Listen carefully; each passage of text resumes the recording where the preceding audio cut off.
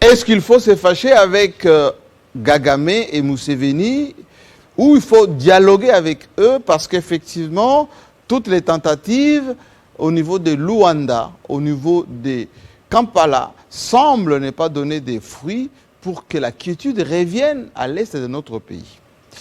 Est-ce qu'ici à Kinshasa, il faut se voir entre dirigeants, comme c'est le cas à Ouagadougou ou à Abidjan, comme on vient de le vivre, ou encore, il faut plutôt se focaliser sur les élections à venir. Beaucoup de questions dans un Congo qui bouge post-concert de Wenge, qui a connu, on le pense et on le dit, un peu de dérapage. Bienvenue. Il veut nous enliser dans un engrenage fatal. Au Congo, je regrette beaucoup, nous n'avons pas des âmes d'État ou des hommes d'État. Même si on prend le saint des saints, un jour il y aura toujours quelqu'un qui va se lever pour dire que ce n'était pas la bonne personne. Vous jouez avec le prérogatif de l'État, hein? Oui. L'argent est sorti par qui? On l'a donné à qui? Kabila n'a jamais pleuré au nom des Mobutu, ni les pères ni les fils. Est-ce qu'on ne peut pas avancer dans ce pays? À qui la faute?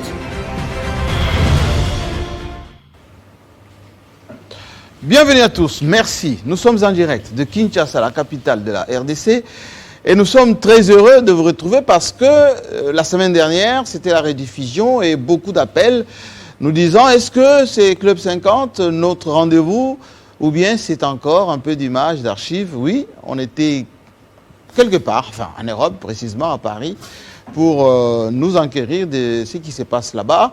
D'abord, merci, mille merci à tous ceux qui nous ont bien accueillis, aussi bien à partir de Kinshasa, à notre aéroport, le service de la DGM, le service de sécurité aux frontières, tout le monde était bienveillant et félicitations à leur encadrement. Ça se voit qu'effectivement le travail que nous faisons ici est très bien apprécié par la population. Même chose à Paris, où effectivement toute la communauté nous a bien accueillis, à Château-d'Eau, à Château-Rouge, dans tous ces milieux de la communauté congolaise de France, mais aussi la presse panafricaine, retrouvailles avec tous nos amis français comme panafricains qui étaient là-bas pour nous rappeler ces beaux moments et surtout ce travail que nous faisons ensemble.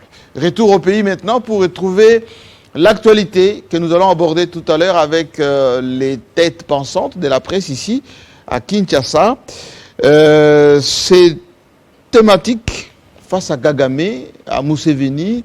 Est-ce qu'il faut faire la guerre ou il faut plutôt dialoguer?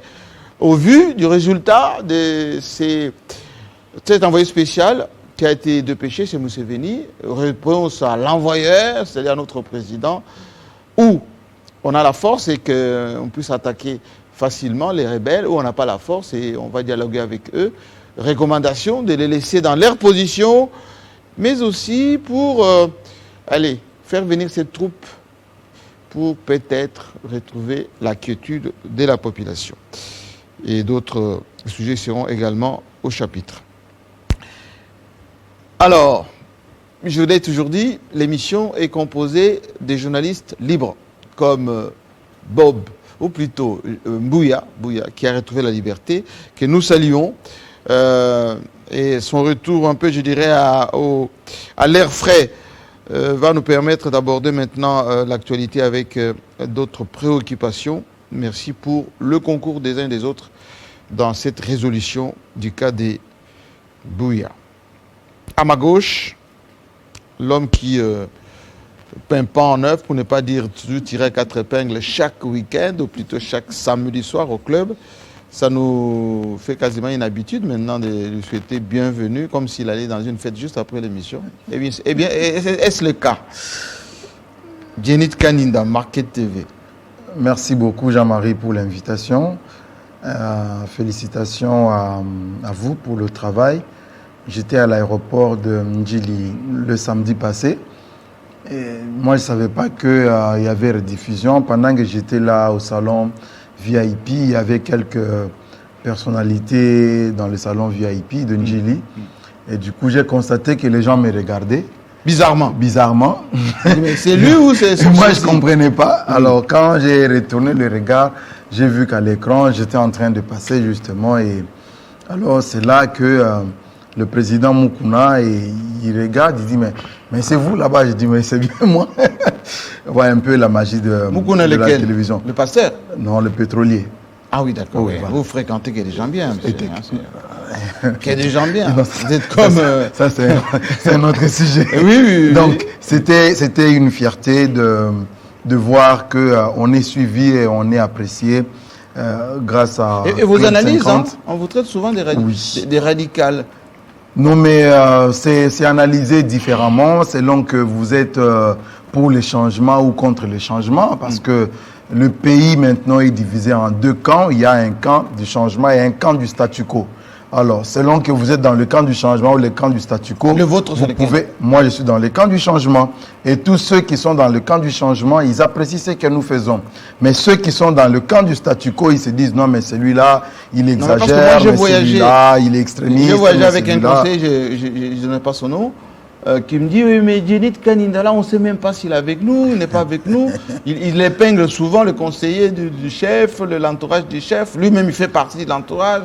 Alors, il faut nous éclaircir un peu là-dessus. Non, nous soutenons le changement avec le président de la République, Tshisekedi. Oui. Mais lorsque nous constatons qu'il y a des bois morts, effectivement, il y a des bois morts autour du chef de l'État, il y a des bois morts dans le gouvernement, oui, effectivement, il y a des bois morts. Il y a quelques ministères qui ne marchent pas, où vous sentez que vraiment ça ne marche pas. Ce n'est pas ce que les Congolais attendent. Ce n'est pas ce que le chef de l'État attend. Vous auriez voulu que ça soit comment? Nous, on aurait voulu qu'on ait des gens... Des ministres qui demandent des autorisations, c'est normal. Qu'on ait des ministres à l'image de la princesse Adèle Kaïna. Vous sentez que cette dame-là travaille. Pourquoi? Les parce qu'elle va chercher le pasteur pour prier. Non, elle organise le culte. C'est pour... une implication totale de la population congolaise avec les dans ce qui se fait dans l'Est du Congo, parce que vous n'êtes pas sans ignorer que lorsqu'un militaire est au front, il a besoin de bons échos venant de la population, venant de ses compatriotes. Des chansons de prière. Non, que les gens chantent, que les gens dansent, que les gens prient. Moi, je suis de ceux qui pensent que lorsque le militaire est au front, dans notre culture et même dans Rome antique, quand certains allaient pour combattre et d'autres qui étaient derrière, ils scandaient des cris de joie, ils chantaient, et ça fait partie de la stratégie de guerre. C'est pas pour rien que quand les 11 sont en train de mouiller le maillot sur l'aire de jeu, on demande aux fans de chanter, de danser, de crier. Mais pourquoi ils crient? Là, vous parlez justement, ça donne du tonus. Vous parlez comme le ministre Liao, en conseiller d'ailleurs, qui est à Kisangani. Oui, mais j'ai appris que celui-là, il a fait carton plein face au président Martin Fayulu. Non, c'est pas... C'est pas téléphoner, ça, non? Aller sur le terrain, mais Fayulu était parti pour lancer sa campagne. Enfin, si vous voulez, c'est déclaré candidat président. Mais si le ministre de la fonction publique, lui, il va pour critiquer la classe politique. Elle est préoccupée par, toi que je m'y mette pour 2023, que de donner à manger à la population. N'oublions pas... Lui, il fait du bon travail, hein, il faut par ailleurs... Vous êtes en train de citer quelques ministres. Il y a notamment le ministre Liaou, qui fait quand même du bon travail, parce que depuis qu'il est là, quand vous regardez avec... il a fait quoi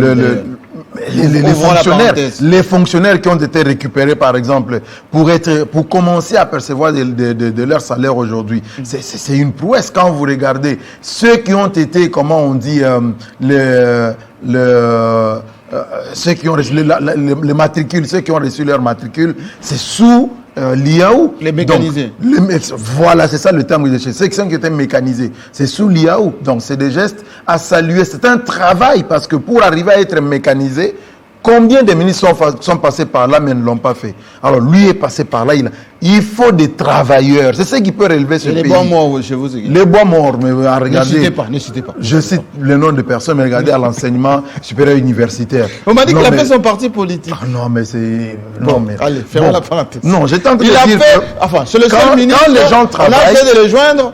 On n'arrive pas. Quand les gens travaillent, nous félicitons. Et on attend si vous êtes un bois mort, le fait d'être un bois mort, vous contribuez négativement à l'échec du président de la République. Et ça, nous ne pouvons pas rester là, bras croisés. Et au bilan, on lorsque dira, nous parlons Jean-Marie Kassamba, ce n'est pas forcément que nous avons une dent contre ces personnalités, mais nous voulons les pousser au travail. Nous voulons les booster. Ils doivent travailler parce que le rendement de tout un chacun, la culture des résultats de tout un chacun va contribuer au redressement justement de la question sociale de la population congolaise. Donc les conseillers, s'ils travaillent bien, nous soutenons. S'ils travaillent mal, s'ils sont là à chercher de l'argent, ça nous disons non.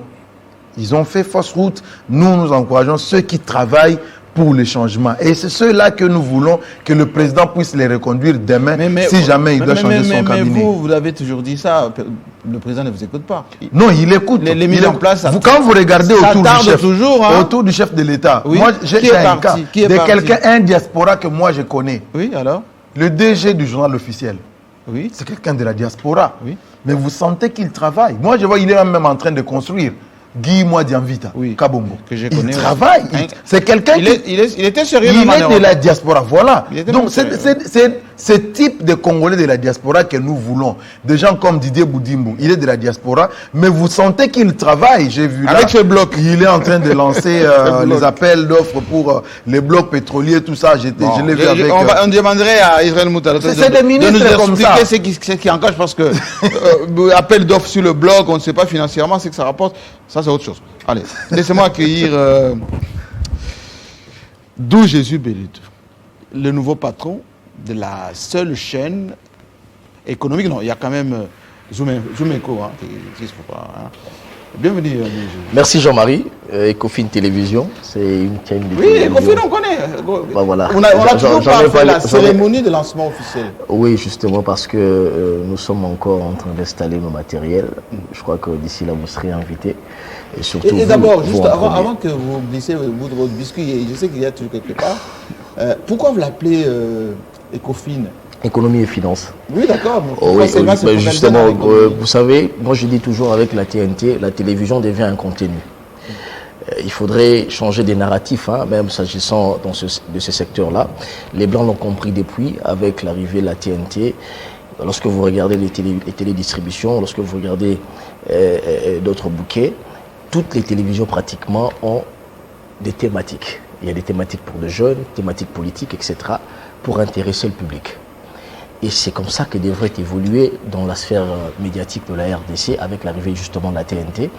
Les télévisions traditionnelles que nous connaissions, il doit y avoir des thématiques. Donc vous êtes c'est dans cette perspective-là. Est-ce que ça nourrit son homme, une télévision thématique? Justement, ça nourrit son homme parce que vous avez un public sélectionné et c'est un secteur qui n'est pas assez exploré en RDC. Ce n'est pas élitiste, c'est ça? Élitiste. Non, justement. Ça dit, ne va s'adresser que une catégorie. Mais justement, on ne devrait pas faire malheureusement comme tout le monde, Jean-Marie Kassamba. Lorsque vous regardez nos télévisions, c'est la routine pratiquement. Pour avoir été directeur de programme d'une télévision, je sais de quoi je parle. Et donc aujourd'hui, nous avons jugé intéressant d'explorer ce secteur-là qui visiblement n'est pas trop exploité en RDC, les secteurs de l'économie et finances. Il faudrait faire comprendre aux Congolais que voici comment évoluent nos finances publiques. Voici comment on devrait se comporter justement face à la fiscalité, face aux impôts, etc., pour contribuer au développement de notre pays. Mais quand on a un pays d'où Jésus Bélédou qui n'a pas la fiabilité des chiffres, très souvent, d'ailleurs on a vu le passe d'armes entre les partisans de l'Union sacrée et ceux de l'UFCC sur le financement de l'armée. Je salue Maître Kabasele qui a parlé des 3 millions comme budget de notre armée et autre chose. Mais comment vous allez faire pour donner des vrais indices économiquement parlant lorsque effectivement il n'y a pas la culture des déclarations, il n'y a pas la culture des sondages, il n'y a pas la culture de publication de vrais chiffres? Comment vous allez faire pour justement, c'est même le donner les tendances économiques? C'est même le sens de la création de cette télévision. Vous l'avez dit, oui. La télévision a pour objet de former, informer et éduquer justement. Nous allons aller dans ce secteur-là, essentiellement le secteur économique. Moi, ça m'a choqué, Jean-Marie, lorsque je suivais les DG de la DGI, quand elle disait sur les 90 millions de Congolais qu'il y a, il n'y a que 200 qui payent l'impôt. Oui. Ça, c'est gravissime. Et 200 000. Mais Il a parlé de 200 000. 200 000, oui. 200 000. Alors, Et le taux d'imposition est très faible. Hein. Mais justement, Très, très moi, faible. ça m'a choqué. Mais pourtant, lorsque vous regardez dans le secteur des médias, je prends juste un pan. Parce qu'on va faire toute une émission pour expliquer ces secteurs. Mais je prends juste un pan. Ça choque les esprits. 200 contribuables simplement sur le 10 millions d'âmes. Et sur les 100 millions d'âmes congolais, et il n'y a qu'une poignée de gens. Combien de gens Mais ça, c'est depuis Mobutu, très RDC. cher. Mais justement, c'est là où je dis. Avant, on appelait la DGI. C'est une culture fiscale qu'il faudrait. Direction de la contribution. Vous contribuez quand vous voulez. C'est une culture fiscale. Il faudrait qu'il y ait des médias pour accompagner justement ce travail-là. C'est le sens même des Cofin Télévision. On aura des émissions, on ne peut plus élaborer.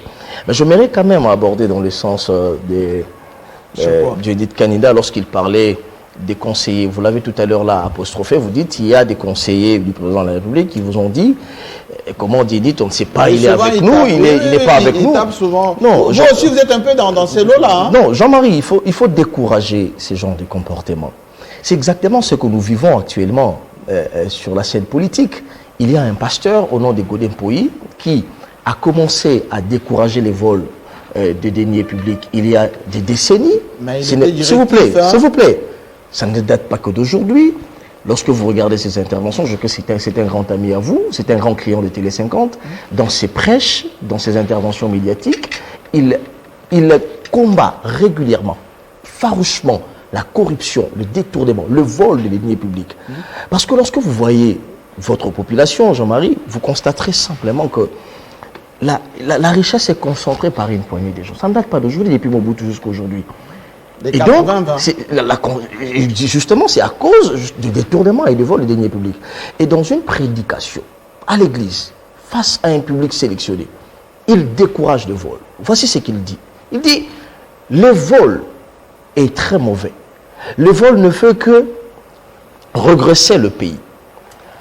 Même si vous volez l'argent de l'État et que vous êtes blanchi par la justice aujourd'hui, rassurez-vous, il existe une justice divine. S'il vous plaît, Jean-Marie, laissez-moi atterrir. Je n'ai pas assez de temps pour ça. Oui, atterrissez. Il existe une justice divine. Comme pour décourager le vol. Et on voit les cadres, les militants d'un parti politique, l'UNC de Vital Kamerhe, s'agiter dans les médias. Mais la coïncidence. Traiter, ça n'a rien à voir. Jean-Marie, je vous dis. Vital Kamerhe venait à peine d'être absous. Jean-Marie, lorsqu'il y a 10 années, Godin Poyi en parlait, personne n'est s'agité. Parce que lorsqu'un pasteur prêche, il ne fait pas une fixation sur des individus. Et lors de cette prédication, il n'y a pas eu une fixation sur des individus. C'est là où je rejoins Dienit. Il faut décourager ce genre de comportement. Lorsque vous dites le vol est mauvais, on vous dit non, est-ce que lui vraiment il est avec Tshisekedi ou il n'est pas avec Tshisekedi? Est-ce que vraiment il est... Non, la culture, s'il vous plaît, non, il n'a cité personne. La prédication de... Non, c'est à vous de faire. Ça, c'est un procès d'intention, je vous le concède. C'est un procès d'intention, mais attention. Je le dis et je le répète, en droit on dit, la preuve incombe à celui qui accuse. Lorsque une déclaration est faite sans apostropher qui que ce soit, et que le cadre, je comprendrai si c'est la foule, si c'est la masse, si c'est les militants, mais lorsque c'est des cadres d'un parti politique qui disent ces messieurs-là doivent savoir que nous sommes en politique on peut faire cacher son église. Lorsque c'est les cadres qui disent ces messieurs-là qui font l'apologie de l'homosexualité, etc., sans citer qui que ce soit, mais regardez même les procès 100 jours, puisque vous voulez faire des raccordements frauduleux. Mais il y en a eu plusieurs libérations. Il y en a eu plusieurs libérations. Pourquoi c'est un individu qui va s'agiter? Non, Jean-Marie, je l'ai dit pour dire... La coïncidence du temps et du contexte. Ça, c'est un procès d'intention. Je vous l'ai dit, c'est un procès d'intention. C'était parti par des menaces et puis ils sont suivis par des déclarations publiques. C'est ce que je vous dis. Comment ça sera géré maintenant? Il est de son droit. Moi, je ne suis pas. J'évoque ce cas parce qu'on l'a évoqué ici. Lorsque vous dites qu'il y a certains conseillers qui apostrophent Dienit Kanida, c'est pourquoi je dis il ne faudrait pas décourager. Jean-Marie, il ne faudrait pas décourager ceux qui militent pour les valeurs. Il ne faudrait pas le décourager. Il faut par contre encourager ceux-là. Lorsque il y a des individus qui se sont engagés, politiques, société civile, qui que ce soit, ou pasteurs, qui vous dit que le vol est mauvais, le vol est mauvais. Le mal reste le mal, quelle que soit sa destination. Et donc, c'est un faux débat. Mais Caméré est déjà sorti Je n'ai pas cité non plus le nom de Caméré ici, mais je dis simplement, lorsqu'on décourage les vols, on ne peut pas directement se sentir apostrophé lorsqu'on ne vous a pas cité. Comme en lingala, on dit, ceux qui m'ont bengioté, que vous allez apprécier qu'on m'a présenté. Mais j'aimerais aussi encourager, puisqu'on encourage les bonnes actions. Il a parlé des Liao. Encore Liao. Parlé des Liao. Oui, mais justement, je l'ai vu à Kisangani, j'ai suivi son meeting. En marge de Fayoul. Un carton plein. En marge de Fayoul. Ça, c'est le premier élément. Je constatais qu'il y a eu un carton plein. Vous faites votre raccordement, je constate simplement qu'il y a eu un carton plein. Coïncidence avec la Un deuxième élément, ce qui m'intéresse d'ailleurs le plus, c'est que dans ce pays, c'est la première fois qu'il y ait 10 000 personnes qui vont en retraite. C'est la première fois.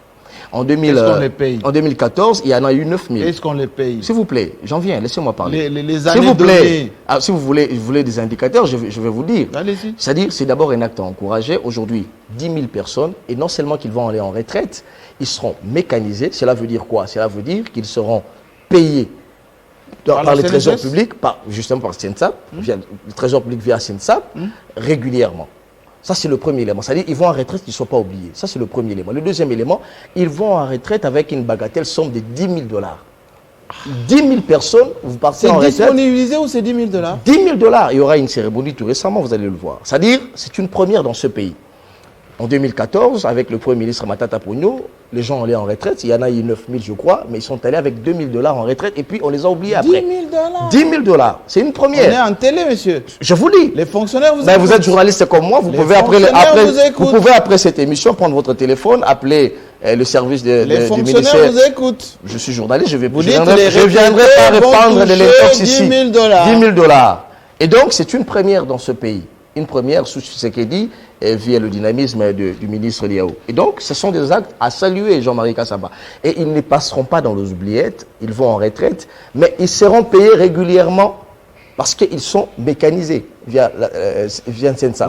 Et donc, c'est une première. Des actes, de tels actes, je ne suis pas des mèches, vous l'avez évoqué avant moi, de telles actions, ce sont des actions à encourager et à féliciter. Mais des actions qui vont dans le sens des détournements des deniers publics, sans citer qui que ce soit, je reviens et je le dis, il faut décourager les détournements.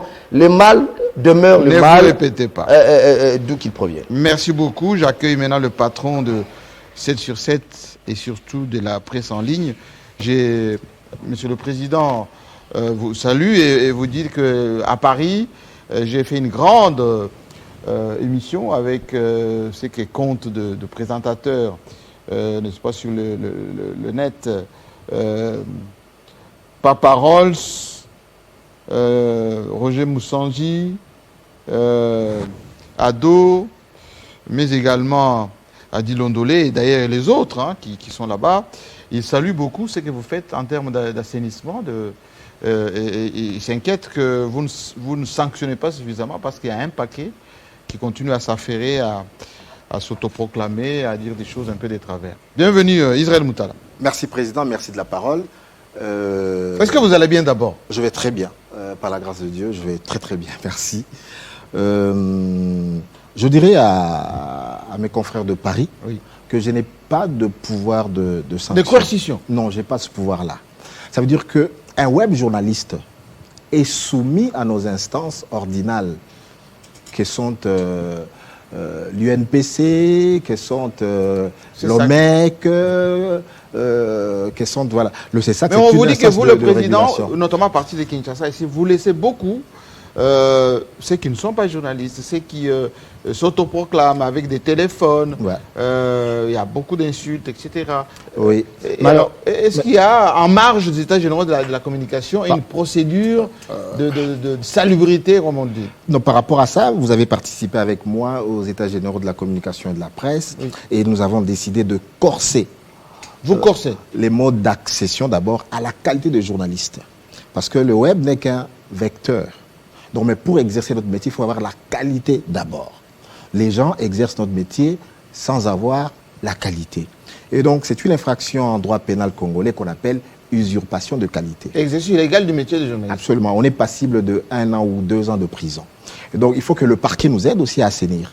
Ça veut dire que quand quelqu'un se prévaut de la qualité de journaliste alors qu'il ne l'a pas, il est poursuivable par la justice congolaise. Et vous pouvez vous constituer partie civile pour... On peut, absolument. Mais c'est-à-dire que voilà pourquoi est-ce qu'il faut que des mécanismes soient mis en place. Et les cadres normatifs aussi et le cadre normatif, oui. Parce que d'abord, mais le cadre normatif actuel, il n'est pas si lacunaire que ça, parce qu'il prévoit justement...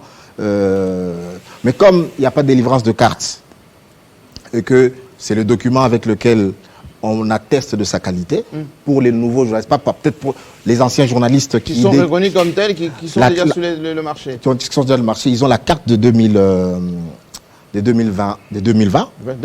je crois, c'est la carte de 2020 qui court, parce qu'on n'a pas encore une nouvelle carte. Oui. Mais pour les nouvelles unités, voilà, eux, elles doivent patienter. Donc je pense que la justice va beaucoup nous aider, le CESAC et sûrement le... Et comment vous gérez...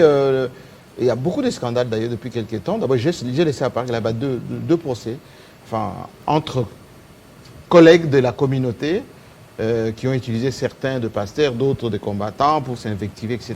Et ça n'est arrivé aux mains. Est-ce que vous avez au niveau de la structure de médias en ligne une commission qui discipline un peu tous ces gens? Vous pouvez sanctionner également? Non, ça veut dire que nous, d'abord, ce que nous demandons aux gens quand ils adhèrent à notre structure, c'est de prendre un engagement. 1000 RDC, hein? 1000 RDC, oui. C'est de prendre un engagement de respecter le code éthique et de déontologie. C'est la base. Donc vous avez un certain nombre qui n'acceptent pas de se plier à notre code éthique et de déontologie. C'est quoi des électeurs libres? Et donc voilà, ils sont des électeurs libres. Et donc, voilà, il y a d'autres qui disent même qu'ils ne sont pas journalistes. Donc vous avez un groupe de youtubeurs, tiktokers, oui, comme Papa Rolls, hein, Papa Rolls, qui dit, moi j'ai plus de personnes avec Facebook Live plus important que vos comptes de la RDC, etc. parce que vous n'avez pas des connexions Internet suffisantes, etc. Oui, mais le problème, ça veut dire que il ne suffit pas d'avoir une page Facebook, un compte Twitter, une chaîne YouTube. Oui. Tu peux avoir ça, mais pour exercer le métier de journaliste, il faut avoir la qualité, il faut avoir la formation, il faut passer dans une rédaction, attendre 1 année ou 2 ans si on n'a pas une formation de journaliste pour devenir journaliste. Alors, aujourd'hui, n'importe qui se lève un matin, s'autoproclame journaliste. C'est dangereux. En principe, ce ne sont pas de journalistes. Mais il faudrait aussi que nous protégions notre métier. Il faut que nous créions peut-être un label pour qu'on dise, voilà, telle personne n'est pas journaliste, telle personne est journaliste. Parce que le problème, c'est quoi? C'est la confusion. L'opinion, les gens qui suivent la télé, qui sont sur les réseaux sociaux, ne font pas le distinguo entre celui qui a un diplôme, celui qui a la formation. Du moment où il apparaît... Du moment qu'il apparaît, il est prétendu journaliste. Et on lui accorde une crédibilité. Alors qu'il n'a pas ça. Vous regardez toutes les émissions qui sont faites avec certains pasteurs, voilà. Vous voyez que la personne n'a pas la technique d'interview, n'a pas de conducteur, bref, ça va dans tous les sens, ça s'insulte. Voilà, il y a pas. Donc tout ça, ce sont des indications où il y a tout et n'importe quoi sur le net. Donc c'est à nous de protéger notre métier, mais c'est aussi à nous d'être exemplaires, de ne pas faire le métier comme les autres, en respectant nos règles d'éthique et de déontologie. Donc nous avons un travail collectif à faire pour protéger notre métier. Un avocat, tu ne peux pas devenir avocat, tu ne peux pas du jour au lendemain... Le barreau va vous sanctionner. Tu ne peux pas du jour au lendemain t'autoproclamer avocat. Et impossible. Donc il y a une procédure hyper rigoureuse. Tu ne peux pas un bon matin te dire je suis médecin. Non. Tu peux avoir ton diplôme de médecine, mais pour devenir médecin, il faut encore une longue procédure. Et donc c'est ça que nous devons appliquer aussi à notre métier. Vivement que ça s'efface. Alors, pour clore le parti accueil, Eric Wemba exclusive.cd. Je tenais à ce que vous veniez parce que il y avait une précision. Quand j'étais à Paris, on m'a apostrophé sur ces sangas. Je sais que vous connaissez peut-être comment ils fonctionnent.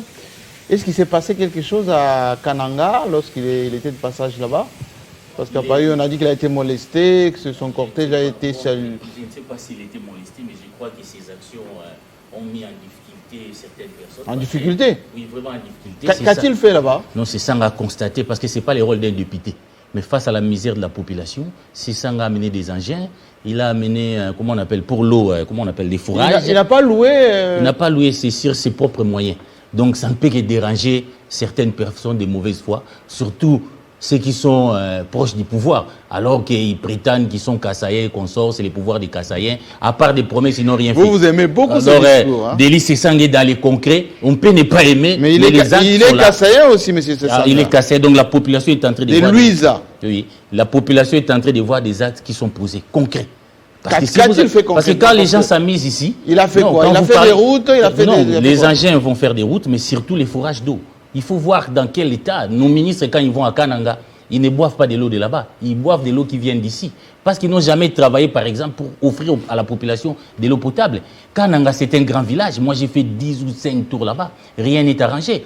Pendant qu'on dépense des millions de dollars ici pour... monsieur. Oui, non. Pendant qu'on dépense des millions de dollars ici pour faire circuler la prétendue dent de Lumumba avec des millions, il y a des gens qui utilisent sous des pailles. On pouvait même construire des écoles. Sur la dent de Lumumba. Donc, moi, j'ai dit, donc c'est tout ça. Non. Mais entre-temps...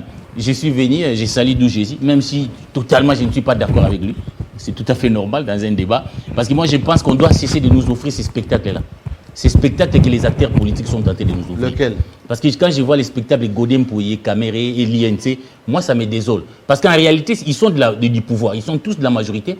Ils devaient travailler... Mais est-ce que la vérité est difficile à... Mais la vérité, parce que le problème, ce n'est pas d'aller dans une église, dire qu'il y a des voleurs. Qu'est-ce que soi-même on fait pour arrêter les vols? Parce que Godem Pouye a une fonction importante dans ces pays. Il est président de l'Assemblée provinciale. Oui. Et le rôle majeur il est là pour contrôler les vols en tant que président de l'Assemblée provinciale. Mais il a mis en prison son prédécesseur. Non, j'ai dit, c'est par exemple les contrôles. Est-ce qu'on peut aujourd'hui évaluer les contrôles parlementaires au niveau de l'Assemblée nationale? Tous les Congolais ont crié s'il y avait des marchés opaques sur les Andes ici, où il n'y a pas d'appel d'offres. Est-ce que vous avez vu Ngobila être interpellé pour ça? L'IGF a fait un rapport sur l'hôtel de ville. Dans une ensemble où il y a même un groupe qu'on appelle Solidarité Ngobila, je ne sais pas. Tout ça. Donc, chacun, au lieu d'accuser les autres, il faut que chaque Congolais, moi je ne suis pas ici pour défendre Caméré, mais les Congolais n'ont pas besoin de spectacle. Il faut que chacun, dans les domaines de ses responsabilités, fasse des choses qui avancent les pays pour contrer ces vols-là. Parce que la gestion de la ville de Kinshasa pose problème. Mais on a comme l'impression que l'Assemblée provinciale, qui devait jouer le rôle du contrôle, est en train d'être complice. Il y a eu beaucoup d'interpellations au niveau de la province. Non, mais il y a des problèmes ici. Beaucoup d'interpellations. L'affaire Zando. On rappelle que Mike Mukeba, par exemple, a beaucoup... Lui n'est pas... Mike Mukeba n'est pas dans les gouvernements. Moi, je parle de l'affaire Zando ici. Oui. Qui dérange la population. On sait comment on a passé les marchés là-bas. Vous avez vu Ngobila être interpellé. L'IGF a fait un rapport sur l'hôtel de ville. Bon, il faut voir ça, moi, je pense, oui, Kamera a sa part de responsabilité. On peut l'accuser des vols et de tout ça. Il ne faut pas. Moi, je ne dis pas les passeurs à tort de condamner les vols. Est-ce qu'il interdit à Godem Pouye d'interpeller sur le principe même de vol? Oui, avant d'interpeller, parce que Godem Pouye n'est pas un citoyen lambda. Il est dans une grande institution. S'il prêchait vraiment, par exemple, par un contrôle serré, pour même au niveau de la ville, arrêter tout ce que nous connaissons comme des détournements, ou un parti est né à mobiliser les gens avec beaucoup d'argent, dont on connaît, qu'on savait retracer, les gens ont parlé de 500 000 $. Ça, c'est privé. Non, mais l'argent où Ngobila, il y a des soupçons. C'est un fait privé. Il y a des soupçons légitimes. Comment un gouverneur, un parti qui est né a eu autant de moyens en un temps record?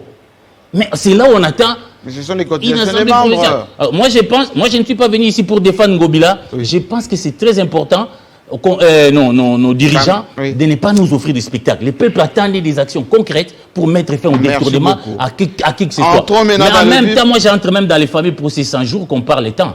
Mais finalement, la vérité, c'est quoi dans ces... Je crois que le tombeau est vide. Mais François Mwamba et le président de la République ont été dans une activité, ils viennent d'enfoncer les clous. Qui ça? Alors, pourquoi on nous a offert ces spectacles gratuits de ces procès? Parce qu'on nous dit que 73% ont été exécutés. Si votre étudiant a obtenu 73%, cela veut dire quoi? Qu'il a réussi avec distinction. Alors, comment Kamere, qui a piloté les projets de 100 jours, dans la logique de cette structure que dirige François Mwamba, a réussi avec succès et on nous a offert un procès pour qu'afin les tombeaux soient vides?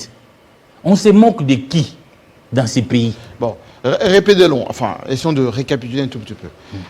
Vous dites François Mwamba a dit que le procès a réussi à 103%. Enfin, et sous le contrôle du président. Dans cette cérémonie, il a dit le président de la République lui-même était là. Dans cette cérémonie. François Mwamba dirige ce qu'on appelle les comités de pilotage et de veille stratégique. Oui. Il a évalué le contrat le programme dit 100 jours, et les taux d'exécution, selon le rapport qu'il a remis, parce que c'est lui qui veille à toutes les promesses que le président fait. C'est lui qui fait le monitoring. Et dans son rapport au président, il a dit que le programme 100 jours a été exécuté à 73%.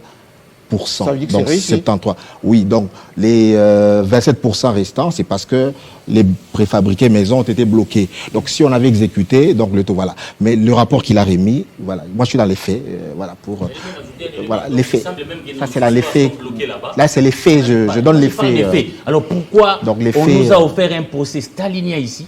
Parce que si on un cas parmi tant d'autres, bon, ça va les procès qu'on nous a fait. Alors, à quoi sert les procès Boukanga Lonzo? À quoi sert les procès François Béa? Si justement on les condamne pendant un moment, quand il va faire allégeance à l'union sacrée, on va dire que non, on les discute. François Béa aussi.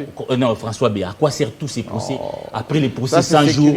Parce qu'on a mobilisé les Congolais, les gens ne sortaient pas à la maison en disant que c'est l'état des droits. Mais aujourd'hui, le tombeau est vide. Et on nous offre d'autres procès, les procès Matata. Moi, je reviens là-bas, vous dites que vous devez condamner Matata. Mais où est Bakonga aujourd'hui? Donc, c'est cette justice spectaculaire. Vous êtes contre une justice qui non, je poursuit constate et puis relaxe. Que Tshisekedi n'a pas marqué la rupture avec Kabila sur ces domaines-là. C'est servir de la justice à un moment donné pour régler des comptes politiques. Ce n'est pas ça. Ça, c'est votre avis. Ah, c'est mon point de vue. Mais Jean-Marie, vous devez savoir une chose. Et moi, je salue la présence de mon co-débatteur, ami, que j'aime bien aussi. Mais à la fois, en quoi ça vous choque ce qu'il dit? À la fois, lorsque vous regardez ces anciennes émissions, vous voyez maintenant que l'ami s'est lancé dans le populisme simplement. C'est-à-dire? Lorsque on a condamné Kamere par la justice, il était le premier à monter sur ses chevaux pour dire c'est un procès politique, l'infraction intellectuelle n'existait pas et que Kamere devait être blanchi. C'était son combat de tous les jours. On a fait plusieurs émissions, il suffit de rebobiner les émissions aussi. Maintenant que cette justice... Mais lui parle du principe, genre, laissez-moi parler, vous posez trop de questions. Il parle du principe. Et une fois que Kamere est finalement relaxé par la justice, par cette justice qu'il clamait tant sur le plateau de télévision, il revient pour dire on assiste à une parodie de justice. On demande une chose. Je suis resté constant. S'il vous plaît, quand tu parlais, j'ai les pipés mots. Tu n'es pas constat, tu dis Kamere est parti aujourd'hui, le tombeau est vide, il n'y a rien. Mais en même temps, tu étais le premier hier à dire Kamere devrait être blanchi. Comme l'éducateur. Sécurisez-moi. Je me moque de vous. Sécurisez-moi. Vous êtes sécurisé. Allez-y. Poursuivez. Et donc, c'est ça la réalité. On peut beau emprunter le raccourci du populisme. La réalité, c'est ça. Hier, vous dites que Kamere est un saint, il devait être blanchi, l'infraction intellectuelle n'existait pas. Aujourd'hui, vous revenez, puisqu'il est blanchi par cette justice, vous revenez à vos mots pour dire Kamere, comment il est libre, le tombeau est vide, personne n'est condamné. Vous dites une chose et son contraire. C'est ça le mot en français. Merci. Il n'y a pas d'autres explications. Mais écoutez, Jean-Marie, écoutez, lorsqu'on dit sur un plateau de télévision, la ville de Kinshasa, les problèmes il y en a, etc. On admet qu'il y a des problèmes à Kinshasa. Mais lorsque vous dites le rapport des DGF qui accable, etc., vous pouvez vous dire, parce que nous sommes journalistes, étayer avec des éléments, les rapports des DGF tablaient sur Zando. Il a dit qu'il y a des tournements des OTAN. C'est ça un journaliste. Lorsque vous dites les rapports des DGF sur Zando, on a détourné, Godin Poye complice. C'est ça que j'appelle du populisme, simplement, Jean-Marie Kassamba. Il y a des avancées significatives. C'est comme un verre à moitié vide, à moitié plein. Vous voyez qu'à Kinshasa... Il parle d'interpellation. J'en viens. De l'Assemblée provinciale. Vous dites qu'à Kinshasa, rien n'est fait. Je suis d'accord avec vous parce que vous voyez le verre à moitié vide. Mais moi, Bénédou, je vois le verre à moitié plein. Il ne faut pas m'en vouloir. Simplement pour dire, à Kinshasa, on a vu des ministres qui ont été envoyés en prison. Sous cette assemblée provinciale. Sous Godin Poye. Oui. C'est une avancée significative. Dont l'ancien président de l'Assemblée provinciale. Et donc, il y a quelque chose qui est en train d'être fait. C'est une avancée positive. Et donc, moi je dirais ici, lorsqu'on parle même du travail de l'Assemblée provinciale, mais l'Assemblée provinciale est là pour contrôler l'exécutif, pour que l'exécutif justement arrive à satisfaire les besoins de la population. Jean-Marie, à moins que vous n'habitez pas Kinshasa, n'êtes-vous pas au courant des différents chantiers lancés par l'exécutif provincial? Il y en a suffisamment. Même des avenues sont asphaltées. Il y en a suffisamment. Des avenues. Je ne vous parle pas des artères principales. Je vous parle des avenues qui sont aujourd'hui asphaltées. L'exécutif provincial. Oui. Alors, il faudrait être justement animé du populisme ou des mauvaises foi pour ne pas voir le travail qui s'est fait. Mais le combat, s'il vous plaît, je ne vous ai pas... Allez-y. Mais les combats dont moi j'ai évoqué ici, oui. Malheureusement, c'est ça la RDC. La RDC, quelqu'un qui détourne, lorsqu'on dit, monsieur Ibimbongo, je n'ai pas Ibagilobi. Non. Nous, en tant que les historiens du présent, il faut décourager. Je le dis et je le répète. Godin Poye a fait une prêche. Moi, j'ai été directeur du programme de Congo Web Télévision pendant 6 ans. 6 années. J'ai donné à Godin Poyi l'espace de 20 heures de ses prédications tribune de réflexion. En son temps, aujourd'hui ça fait 10 années depuis que j'ai quitté, mais les thématiques sur le vol, c'était son dada, son pain quotidien. À l'église, j'ai diffusé Église Image de l'Éternel dimanche à 9h. J'ai même la grille des programmes avec moi. À 9h. Chaque jour, les thématiques, c'était... Moi, je suivais la prédication à l'église sur le vol. Il décourageait les vols. Et ce n'est pas aujourd'hui à un secrétaire général d'un parti UNC qui va dire, Godin Poyi devrait nous dire qui est proche du président de la République et qui a détourné. En quoi ça lui concerne? Si on prêche, on demande aux gens de ne vous répétez pas. Ah, c'est là où je dis. C'est là où je dis. Ça n'a pas de sens. C'est une irresponsabilité. Oh, quand j'ai vu ces tweets, ça m'a fait voir les années de gloire de l'UNC. Bodo Mayou, secrétaire général. Pas des émotions. Je suis désolé. On ne cite pas. L'UNC, c'est un grand parti. Vous êtes nostalgique. Non, l'UNC, c'est un grand parti. Mais ce n'est pas il devait défendre quand même vous voyez un Chadari moral. On sait Chadari est impulsif. On le sait. Mais vous voyez un Chadari réagir à une prédication de Moukouna sur les vols. Vous avez déjà vu Chadari faire toute une déclaration autour de ça. C'est là où je dis, il faudrait à un certain moment se ressaisir. Lorsqu'on ne cite pas quelqu'un dans une prêche à l'église, vous ne pouvez pas. Il y a combien de partis politiques aujourd'hui? Combien sont libérés par les procès qui viennent de suivre? Combien le sont? Et pourquoi c'est un parti qui s'agite et qui profère des menaces? C'est là où je dis, il y a irrationalité dans ça, il faut se ressaisir et il faut avoir la tête sur les épaules. Dialogue maintenant. S'il vous plaît. Non, le biscuit est terminé. On a la thématique, s'il vous plaît. Une seconde, Jean-Marie. Alors, une seconde. J'ai continué à persister. Le procès Kamer, c'est un procès stalinien. Les raisons politiques, stalinien, je les qualifie. C'est pour des raisons politiques que Kamer a été condamné. On l'a aussi libéré pour des raisons politiques. Sinon, comment expliquer aujourd'hui que Bakonga est libre parce qu'il a adhéré à l'Union sacrée? C'est ça que moi je suis en train de condamner. Alors, fermez les guillemets. Donc, les guillemets qu'on sort, Kabila, par rapport à Tshisekedi, par rapport à Kabila, n'a pas marqué la rupture. On utilise la justice pour régler des comptes politiques à des gens, simplement, et ça se voit clairement. Question par rapport à notre thématique aujourd'hui, et je sais que vous êtes quelqu'un qui a été énervé, pour ne pas dire choqué, par les situations, pour ne pas dire la misère, la désolation de nos compatriotes de l'Est qui continuent à errer là-bas. Bouganagana est toujours sous contrôle de ses amis, enfin ses rebelles, j'allais mettre les qualificatifs que tout le monde utilise, les voyous. Mais on dépêche une délégation à Kampala. Tout le monde a suivi la publication de cette vidéo qui devait rester d'ailleurs confidentielle. L'entretien entre le ministre de JTPR qui était parti et Yoweri Museveni. Il nous dit in extenso, vous avez la force, vous faites la guerre. Et si vous n'avez pas la force, laissez les M23 là où ils sont, en attendant que ces troupes reviennent, négocier. Vous, patriotes, congolais, vous dites quoi? Merci Jean-Marie. Je vais répondre à ces questions, mais laissez-moi rencontrer quand même les amis, parce que j'ai entendu beaucoup de choses. Je suis bien d'accord avec Eric quand il dit que nous n'avons pas besoin de spectacle entre hommes politiques. Je suis bien d'accord avec lui. Mais aussi, il ne faut pas renier aux citoyens leur droit de pouvoir émettre des points de vue sur des questions de gestion du pays ou des questions... Là, c'est Godin Poyi. Voilà. Il ne faut pas leur dénier cette liberté-là. On appelle liberté d'expression. C'est ça la liberté d'expression. Et je ne vois pas comment Godin Poyi pouvait dire autre chose que ça devant les fidèles de sa communauté. Je ne vois pas comment. Je ne sais pas, est-ce qu'il devait encourager le vol?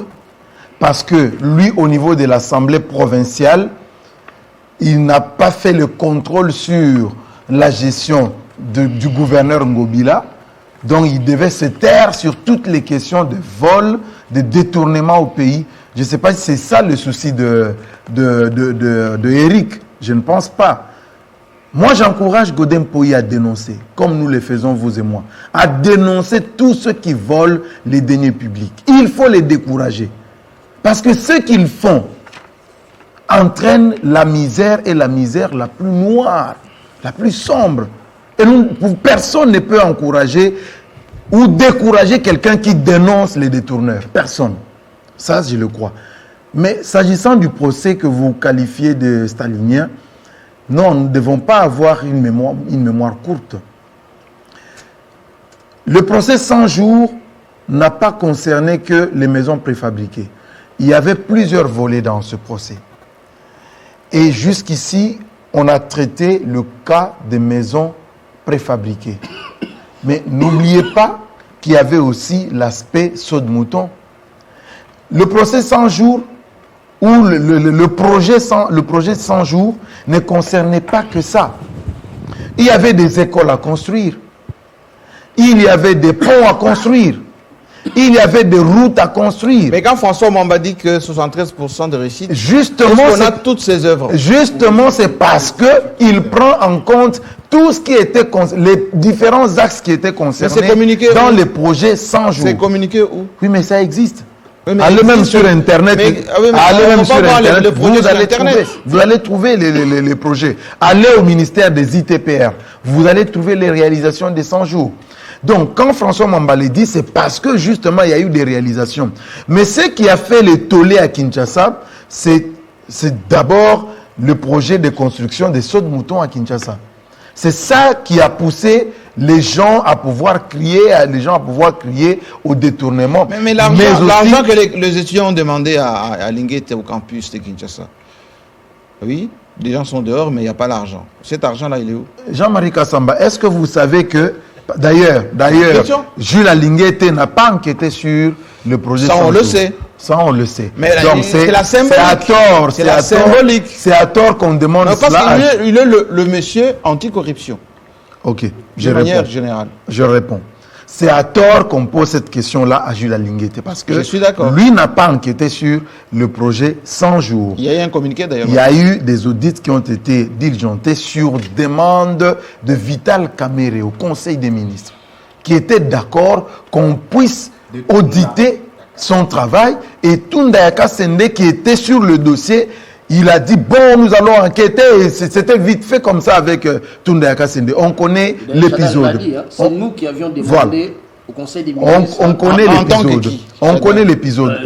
On connaît l'épisode. On connaît l'épisode. Mais lorsque vous fouinez dans ce dossier de Vital Kamerhe, vous allez constater que les comptes de Vital Kamerhe, les comptes de Soraya Mpiana, les comptes d'Amida Chatur ont été saisis. Oui. Sur instruction de la justice congolaise. Combien d'argent? Il y a eu des maisons saisies en Europe et ici.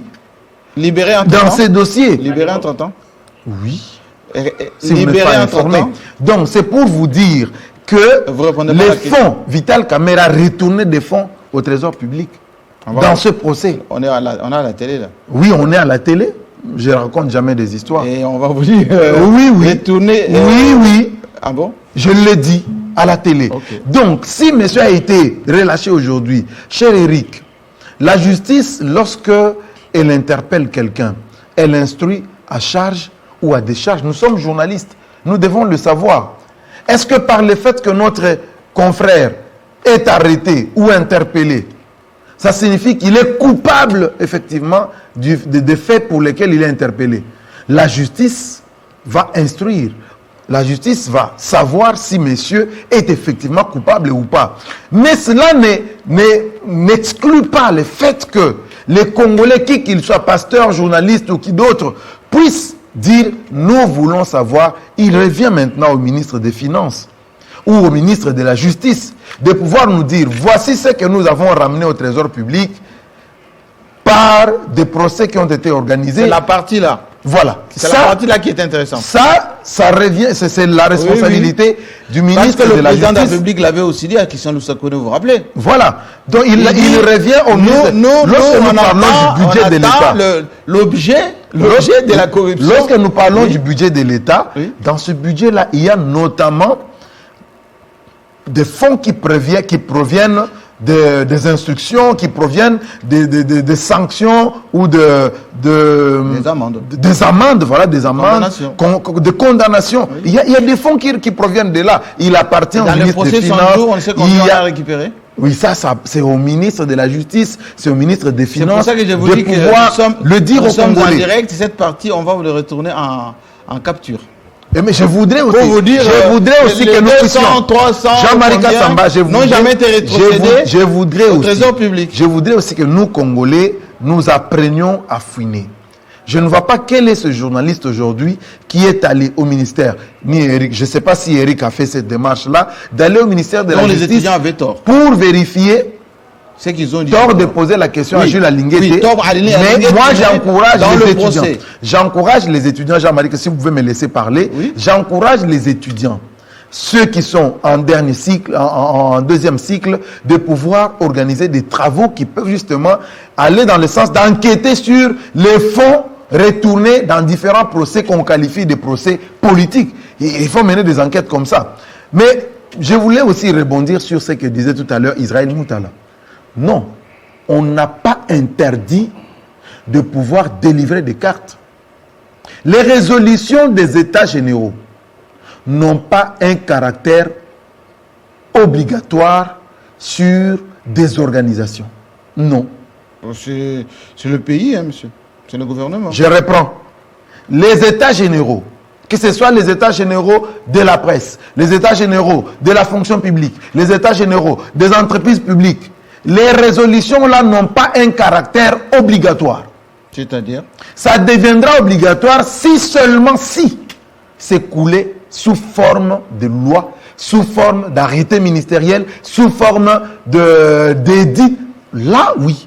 Sous forme de décret, oui. Mais en attendant, on fait quoi? En attendant, ça n'a pas un caractère... Pas des mesures conservatoires. Ça n'a pas un caractère obligatoire. Ce qui signifie que les institutions en place, les organisations en place, et puisqu'il s'agit ici de la commission de la carte, je voudrais annoncer aux journalistes qui nous suivent que depuis hier, la commission de la carte... C'est pas arbitraire ça, monsieur?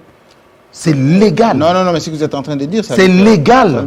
Jean-Marie Kassamba, je dis bien, c'est légal. Je défie tout le monde ici de pouvoir me dire le contraire. S'il vous plaît, laissez-moi parler et terminer là-dessus, parce que c'est très bref. C'est très bref, c'est très bref. Je défie mes confrères ici que celui qui doute m'oppose un texte partant de la loi de 1981 jusqu'au statut particulier de la commission de la carte, de me dire quelle est l'autre instance habilitée à pouvoir délivrer une identité aux journalistes congolais. En dehors de la commission de la carte. C'est seule l'instance reconnue au pays. Sous la hiérarchie la loi du comité national. C'est la loi. C'est la loi. Sous la hiérarchie du comité national. Donc, Jean-Marie Kassamba, hier, nous avons lancé la délivrance des cartes aux journalistes congolais. Qu'est-ce que nous avons découvert? Curieusement, les textes prévoient que c'est le président de la commission. Comme vous le voyez d'ailleurs avec la commission de discipline. Le président, je dis bien, je persiste et je signe. Il n'y a aucun texte qui donne mandat au président national de signer la carte de l'UNPC. Aucun texte, aucune disposition, Jean-Marie Kassamba. Je défie mes confrères, ceux qui s'opposent. J'ai rebondi. Non, mais il avait déjà... J'ai rebondi parce que c'est très important, Jean-Marie. Il ne faudrait pas qu'on induise la corporation en erreur.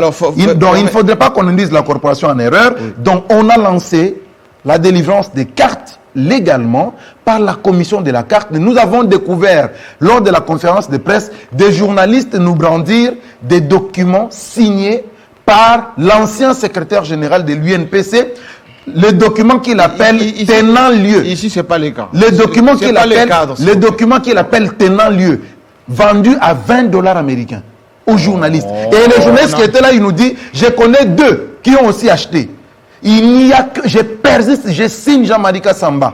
Les textes qui régissent les secteurs de la presse et de la communication dans ce pays ne reconnaissent ce droit-là qu'à la commission de la carte. Alors au niveau de la commission de la carte, nous avons dit, nous allons délivrer des cartes pour mettre les journalistes à l'abri. Le jour où se tiendra le congrès extraordinaire de l'UNPC, en ce moment-là, si on décide que la carte va coûter $100, $200, ceux qui auront déjà des cartes aujourd'hui, nous pourrons voir quel mécanisme mettre en place pour ne pas les préjudicier. Mais aujourd'hui, il faut donner la carte aux journalistes et nous avons lancé l'opération. Malheureusement, ce n'est pas le cas. Vous êtes membre de la commission? Non. Je suis le secrétaire rapporteur de la commission de la carte. Ce n'est pas le cadre. Donc je maîtrise les textes. Ce n'est pas le cadre. Ce n'est pas le cadre. Fermez les guillemets. Merci. Revenez à la thématique. Vous n'avez pas répondu. Donc à la thématique, je crois que que Bunagana soit aujourd'hui entre les mains de et on nous a beaucoup dit que c'était libéré, mais ça n'a jamais été libéré. Non, Bunagana, c'est quand même une grande cité. Il faut dire que les M23 occupent une partie de Bunagana. Poste-frontière. Mais le plus important ici, Jean-Marie Kassamba, c'est qu'est-ce qu'il faut faire maintenant pour le retour de la paix dans l'Est du Congo. C'est la question de la thématique. Voilà. Face à Kagame, à Museveni, on fait quoi? Face à des voisins qui sont véreux, des voisins qui sont de mauvaise foi, qui veulent maintenir l'Est du Congo dans un état de trouble, de manière à leur permettre de trouver des minéraux, de trouver des matières premières pour nourrir leur industrie. Ça, c'est leur première démarche. La deuxième démarche, c'est de pouvoir affaiblir les Congolais qui sont dans cette partie du pays. Finalement, ils se diront, nous sommes fatigués que le Rwanda nous prenne. C'est ça, en fait, la démarche. Mais je crois que la dynamique qui aujourd'hui est engagée au pays amène à dire que les Congolais ont compris ces jeux-là de Kagame. La dynamique de pouvoir dire non à la balkanisation. Mais on a envoyé la délégation chez Museveni, quoi faire? Nous ne pouvons plus être absents là où on parle du Congo. Oh non, nous ne pouvons pas être, nous ne pouvons plus croiser les bras. S'il vous plaît, nous ne pouvons plus croiser les bras lorsqu'il faut parler, lorsqu'il faut dialoguer pour ramener la paix dans l'Est. Parce que le schéma Jean-Marie Kassamba, si on veut nous pousser à la guerre aujourd'hui, on connaît la démarche. Regardez ce qu'est devenu l'Ukraine aujourd'hui. Ces mêmes personnes qui vous disent « nous sommes derrière vous, nous sommes avec vous, nous vous soutenons », lancez la guerre contre le Rwanda, lancez la guerre contre l'Ouganda. Mais ils savent que lorsque nous allons commencer la guerre, ils vont nous laisser seuls. Parce qu'il faut justement ce climat-là de guerre pour qu'eux profitent. On connaît ce qui s'est passé en Libye.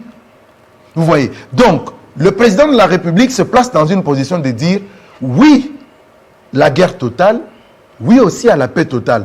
Mais si nous avons encore la possibilité de pouvoir dialoguer, pourquoi justement passer à la guerre maintenant, ici et maintenant?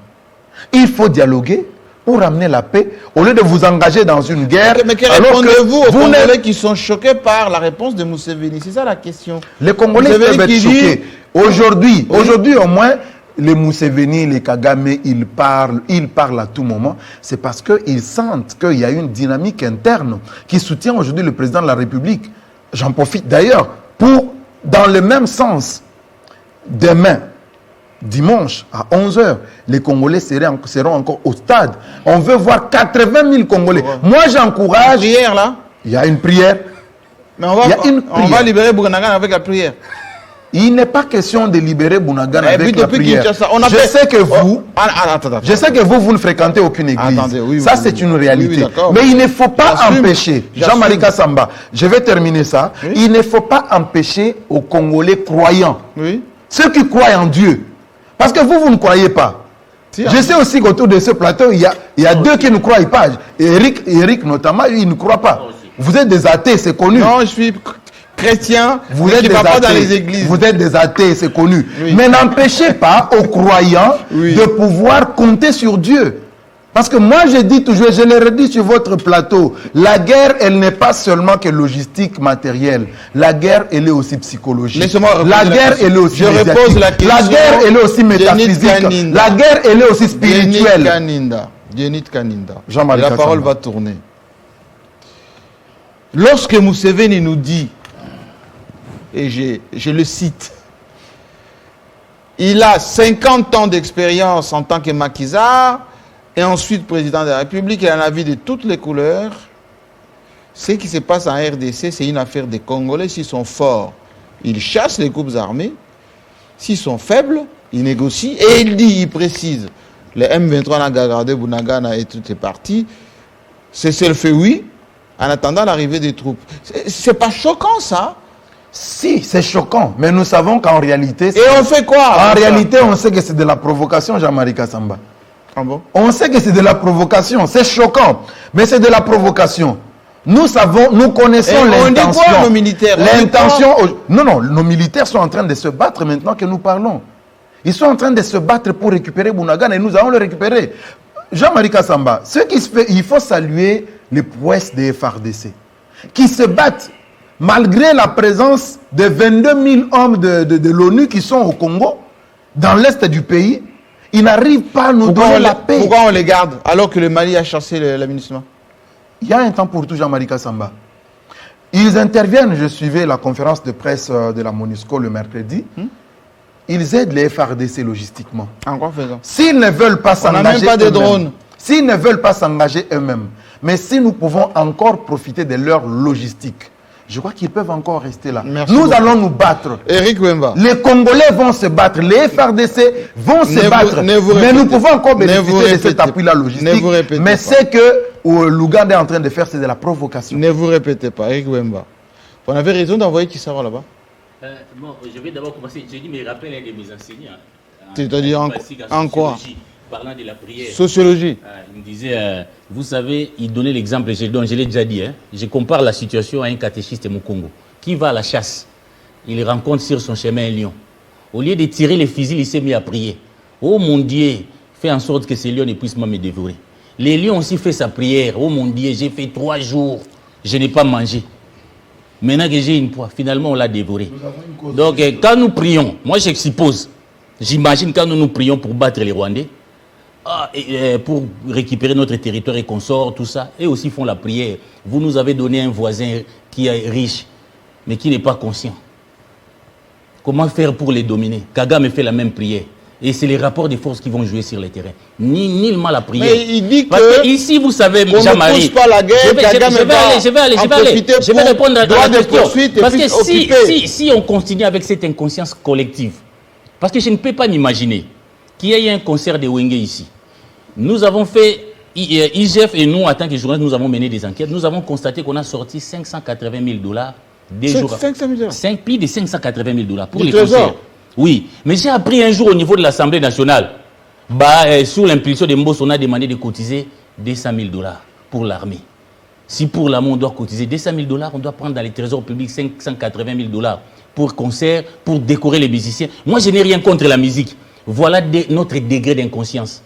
Et ça, Kagame, il prie vraiment d'avoir à ses côtés des voisins comme ça pour les dominer. Ce n'est nullement par la prière. Il faut une prise de conscience de notre part, de nos dirigeants. Parce qu'à un moment donné... Les propos de Museveni vous choquent pas? Les propos de Museveni ne nous choquent pas. Moi, je crois que Kamita, toi, parlé au nom de Katumbi. À un moment donné, moi, j'ai été un peu contre cette déclaration. Je me demande si aujourd'hui, on ne peut pas lui donner raison. Parce qu'en réalité, ce que Museveni nous a fait voir, je suis conscient, moi, d'après mes informations, ça n'a pas été question de filmer cette image-là de Gisaro. Non, c'est eux qui ont filmé. Et Museveni l'a fait publié pour nous montrer à nous, Congolais, regardez, vos autorités disent autre chose. Mais voilà ce qu'ils font en coulisses. Ça veut dire que Kamita a dit que les pouvoirs... Moi, j'ai dit, et je donne toujours l'exemple quand le Japon a envahi la Chine. Nous sommes Congolais. Quand notre pays a envahi, même si nous n'aimons pas Tshisekedi, nous sommes contraints de les soutenir en tant que commandant suprême pour défendre notre intégrité territoriale. Ça, c'est notre part. Sa part à lui, c'est de nous donner une ligne claire. Parce que la ligne qu'on donne n'est pas claire. Qu'est-ce qu'on veut? Est-ce que les M23... mal parlé. J'ai dit, est-ce que les M23 sont réellement une force terroriste? S'ils les étaient, qui est-ce qui explique qu'en 2019, Loubaya a fait cette tribu? Loubaya, ce n'est pas n'importe qui, c'est un député national qui a dit, il y a un problème. La reconquête de nos villes, de nos territoires pose un problème. Il faudra qu'on puisse éclairer les gens ici. Loubaya a parlé d'un accord, et je n'ai pas entendu un démenti. Je crois que Loubaya a raison à parler. Qui existe en 2019. Pourquoi les gens que vous considérez comme des terroristes, vous êtes allés négocier avec lui? Il y a eu même Delphé Kayimbi qui a signé cet accord-là. Deuxièmement, au nom de quoi Ibalanka, je ne sais pas bien prononcer son nom, comment il s'appelle? L'homme du mécanisme. Mécanisme de suivi, oui. A signé, a écrit à l'auditeur général de l'armée pour qu'on lève les mandats d'arrêt contre les M23. Des poursuites contre les M23. L'amnistie. Pourquoi le pouvoir en place a ressuscité les M23? Qu'est-ce qu'on les a promis? Parce que les soirs, on nous dit que ce sont des terroristes.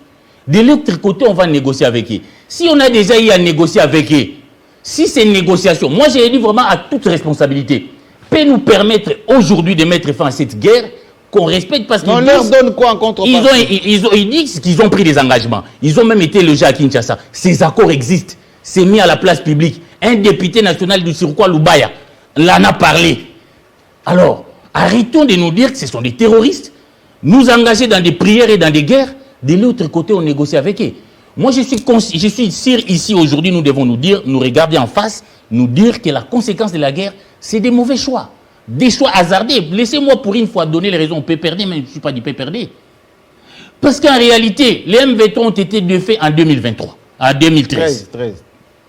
Ces mouvements, pourquoi on est allé les ressusciter? Et pourquoi... Qui les a ressuscités? C'est cet accord vous insinuez trop. Je n'insinue, mais j'ai dit, regardez mon regard, il y a eu un accord en 2019. Qui était président de la République en 2019? On peut me répondre, c'est quel pouvoir de Kabila ou de Tshisekedi? C'est des questions, des mauvais choix que nous payons, qu'on nous dise réellement toute la vérité sur ces accords qu'on a signés avec les M23. Moi, je viens ici, je sais que le monde entier est en train de me regarder, mais je prends mes responsabilités. Parce qu'on ne peut pas continuer à nous emballer comme ça. Je suis là, j'ai dit que nous avons un commandant suprême qui nous donne la ligne claire. Et pourquoi nous, on n'a pas joué notre partition? Mais quelle réponse vous donnez à Museveni? La réponse, Museveni a fait ce qu'il fait. C'est nous sommes allés. J'étais ici parce que d'où je parle de mes émissions télévisées. Moi, j'étais contre la mutualisation ici. D'où Jésus nous donnait l'exemple de la France et de l'Allemagne à soutenir la mutualisation. Peut-être qu'il l'a oublié, mais nous avons été contre. Mais après, comme toujours... Ouais, dans les opérations contre les ADF? Mais entre-temps, qu'est-ce que nous faisons avec ces gens-là? Les ADF Nalu et consorts, avec la mutualisation. D'un côté, nous sommes avec les Ougandais pour combattre les ADF Nalu. De l'autre côté, les mêmes Ougandais sont là pour appuyer les M23. Il y a toute une confusion. Ça veut dire clairement, aujourd'hui, nous avons eu un pouvoir qui était là. Parce que je reviens, parce que j'ai vu le ministre de la Presse, parce qu'on s'attaque aux journalistes, mais je voudrais aussi que ceux qui nous dirigent nos corporations, MIL-RDC, INPC, quand les gens du pouvoir public débordent, qu'on les rappelle. Qui a débordé? J'ai vu les ministres des médias dire qu'à cet instant, on ne peut pas critiquer le président de la République parce que nous sommes en guerre. Je rappelle à Patrick Mouya de bien lire la Constitution. La guerre n'est pas un état grammatical. Ce n'est pas parce que les gens sont tentés de se battre qu'il y a une guerre. La guerre, le président réunit les gouvernements, il demande l'avis du Conseil national de sécurité ou je ne sais pas, de la défense, il va au Parlement, il déclare la guerre. Des Kabila à Tshisekedi, personne n'a jamais déclaré la guerre. Donc, constitutionnellement, le Congo n'est pas un pays en guerre. Mais pourquoi? Parce que l'IDPS était à l'opposition. Pourquoi ils avaient fait de la guerre du M23 la guerre des Kabila? Parce que quand les M23 prenaient Goma ici, moi je faisais les reportages à l'IDPS. Ils ont dit s'il y a tous ces problèmes-là parce qu'il n'y a pas eu vérité des urnes. Même les M23 à un moment donné a récupéré ces discours de Tshisekedi pour dire que nous aussi nous revendiquons la vérité des urnes. Donc, et ils ont fait de cette guerre la guerre des Kabila, non la guerre de la République. Mais il ne faut pas qu'on venge, nous c'est la guerre de la République. Donc nous avons des problèmes. Mais votre chemin c'est quoi? Parce que quand on a écouté mon cheminement aujourd'hui, toute la vérité sur cet accord, si les prix à payer, qu'il faut revoir ces accords qu'on a signés sans nous, mais qui sont aujourd'hui publiés, qu'on nous dise ce qu'on avait promis, qu'on puisse mettre ça sur table, parce que ces gens disent que les engagements n'ont pas été respectés. Quels ont été ces engagements? Moi, j'en appelle vraiment ici à la responsabilité. Tout en demandant ici la dernière fois de dire que nous avons négligé un aspect important, qui était notre armée. On a pensé que par une diplomatie touristique en allant partout en faisant... Mais Kanina a toujours dit que les FARDC n'ont jamais profité d'autant de moyens que maintenant. Je veux bien. Parce que d'un côté, on nous parle d'une diplomatie agissante. Mais je rappelle aux uns aux autres, la diplomatie vient c'est d'abord la force militaire qui vient en appoint de la diplomatie. On parle de la diplomatie agissante, nous sommes allés au Conseil de sécurité, 15 pays ont voté contre nous. Ne vous répétez pas. Alors, moi je demande... Israël Moutala. Moi, c'est aujourd'hui ma position, il faut qu'on nous donne une ligne claire. Tout le monde connaît votre point de vue, vous avez toujours dit, on est balkanisable, on est balkanisé lorsqu'on est balkanisable, on est attaquable lorsqu'on est faible soi-même, etc. Est-ce que dans les cas d'espèce, quand Museveni nous oppose la force du terrain, il a raison, il a tort, ou bien c'est son côté prédateur dont on doit avoir peur maintenant et que, comme dit notre ami Kaninda, on prie et peut-être la prière va nous sortir de là. Museveni est cynique, c'est le cynisme dans toute sa splendeur. Mais on le voit même dans son vocabulaire. Hein? Absolument. Il est cynique. La République est à nu, la République est humiliée. C'est un fait. Mais encore une fois, on n'a pas Surtout les déclarations du ministre Chissaro. On n'a pas fait nos devoirs. Il a parlé comme s'il demandait la bienveillance de Museveni, vous qui avez l'influence sous-régionale. Bien sûr. Comme si ce monsieur pouvait déclarer ce qui est bon ou mauvais pour la République. Notre paix, notre tranquillité, la tranquillité de nos citoyens qui errent dans la brousse, dans le routier. Jusque maintenant, doit dépendre exclusivement de nous. exclusivement de nous. Mais on n'en est pas encore là. Alors, je vais sortir encore la locution latine qui dit « Kiwis pacem parabellum ». Qui veut la paix prépare la guerre. Prépare la guerre. Le problème, c'est que nous voulons la paix sans préparer la guerre. Et pourquoi depuis 2019, excusez-moi, vous allez continuer, pourquoi pendant tous ces temps qu'on fait ces discours, on ne sent pas une effervescence dans la formation de forces armées, un équipement majeur, une certaine galvanisation des choses d'une manière efficiente? On se plaint, on fait l'état de siège et tout ça, mais on ne sent pas dans les écoles chez nos commandos, chez la coopération, l'équipement, etc. Le livre blanc de l'armée n'est toujours pas exécuté. Mais justement, c'est le problème de notre inconscience collective. Et là, je pense peut-être que, voilà, à défaut d'avoir une conscience, comme l'a dit Eric Wemba, la prière peut nous... L'opium du peuple. Non, la prière peut nous aider à retrouver la conscience. Oh. C'est pas avec la prière qu'on va gagner la guerre. La prière, je soutiens, moi je suis croyant, donc j'appuie l'initiative du pasteur Godempoy, non, l'initiative de la Mineta, de la ministre du portefeuille, Adel Kaïda, soutenue par Dodo Kamba, Godempoy, pasteur Barouti. Tout le monde, je soutiens, ça veut dire que... Bon, vous pensez qu'après la séance de prière... Non, si cette prière... Bonagan est... Non, je ne dis pas ça. J'ai dit que la prière, c'est pas pour gagner la guerre. Oui, la prière peut donner un déclic pour que nous ayons une conscience. Vous êtes cynique. Non, pour que nous ayons une conscience. Parce que le problème, c'est quoi? Tout part de... Vous êtes cynique et moqueur. Non, je suis très sérieux. Tout part de notre absence à avoir une conscience, d'être sérieux. Et donc, si la prière peut déclencher une prise de conscience... Écoutez, nous sommes face à des voisins qui nous humilient depuis 25 ans. Je rappelle encore, et ça me fait très mal, le Rwanda a tué un président en exercice de la RDC. Oui, qui s'appelle Laurent Désiré Kabila. Laurent Désiré Kabila. Le Rwanda a tué un président en fonction ici, ils nous ont humiliés. Donc, le symbole de l'État, de notre souveraineté, a été assassiné. Et on doit être très vigilant avec Félix Tshisekedi. Hein. Voilà. Donc, parce qu'en des temps comme ça, offensifs vis-à-vis de ces gens, il faut être extrêmement... Et là, nos services de sécurité, s'il vous plaît, protégez notre président. En 98... Important, très important. En 90, Mouzé dit qu'il va ramener la guerre. Oui, là où il est venu. Oui. 25 ans plus tard, oui, on n'est toujours pas en mesure, justement, de renverser les rapports de force. On n'a pas fait nos devoirs. C'est ça la réalité. Et cette réalité, Moussévi nous la balance en plein visage. Malgré les soutiens dont tu disposes, parce qu'on trouve toujours l'échappatoire que ces gens, ils ont avec la communauté internationale, les multinationales, etc. Mais on peut faire autant aussi. Bien sûr, arrêtez on ne doit pas se complaire dans les excuses. C'est ça le problème. On ne peut pas se complaire dans les excuses. Comment ils ont fait pour avoir la communauté internationale, renverser les rapports de force. Faites la même chose. Faites la même chose. Engager des lobbyistes et tout ça. C'est vrai, la commisération du Rwanda, le Rwanda avec le commerce du génocide, voilà, et tout ça. Mais ça va faire on a déjà plus de 10 millions aussi. Alors, exhumer le 900 000 morts de Hutus dans les camps à l'est de la République, le rapport Gareton, exhumer tout ça, exhumer les rapports Kassem, exhumer le rapport Mapping, engager Mukwege, bref, faites le mausolée. Et voilà, tout ça. Entretenir notre mémoire collective par rapport à nos blessés. Comme la Shoah. Voilà. Comme les génocides arméniens. Tout à fait. Et donc, pour moi, c'est ça le vrai problème. Parce qu'aujourd'hui, même le M23, c'est le vrai problème. Mais je ne pense pas que ce soit l'accord de 2019, comme le dit Wemba, qui a clarifié le M23. Non. Les armes dont ils disposent, ce n'est pas l'accord de 2019. Les armes, ils sont presque, comme l'a dit Bintou, ils ont... très équipés. Ils sont équipés comme une armée classique. Ça veut dire, c'est une façon de dire qu'ils sont armés par le Rwanda, avec la complicité de l'Ouganda et tout ça. Et voilà. Et aujourd'hui, la MONUSCO a peur de s'attaquer à eux. De s'attaquer à eux. Même elle a cloué même ses hélicoptères. Elles ne peuvent plus faire ni des reconnaissances, ni des attaques parce qu'elle a peur qu'on les abatte, parce qu'on a déjà abattu un hélicoptère avec... de la MONUSCO. Ah, le MONUSCO. De la MONUSCO avec, il y a eu même... oui, absolument. 11 casques bleus qui sont morts. Oui. Et donc, par rapport à ça, c'est des faits graves. Mais par rapport à ça, qu'est-ce que nous on fait? Parce que la vraie question, les accords de 2019, c'était quoi? ils ont demandé à ce qu'ils soient réintégrés dans l'armée.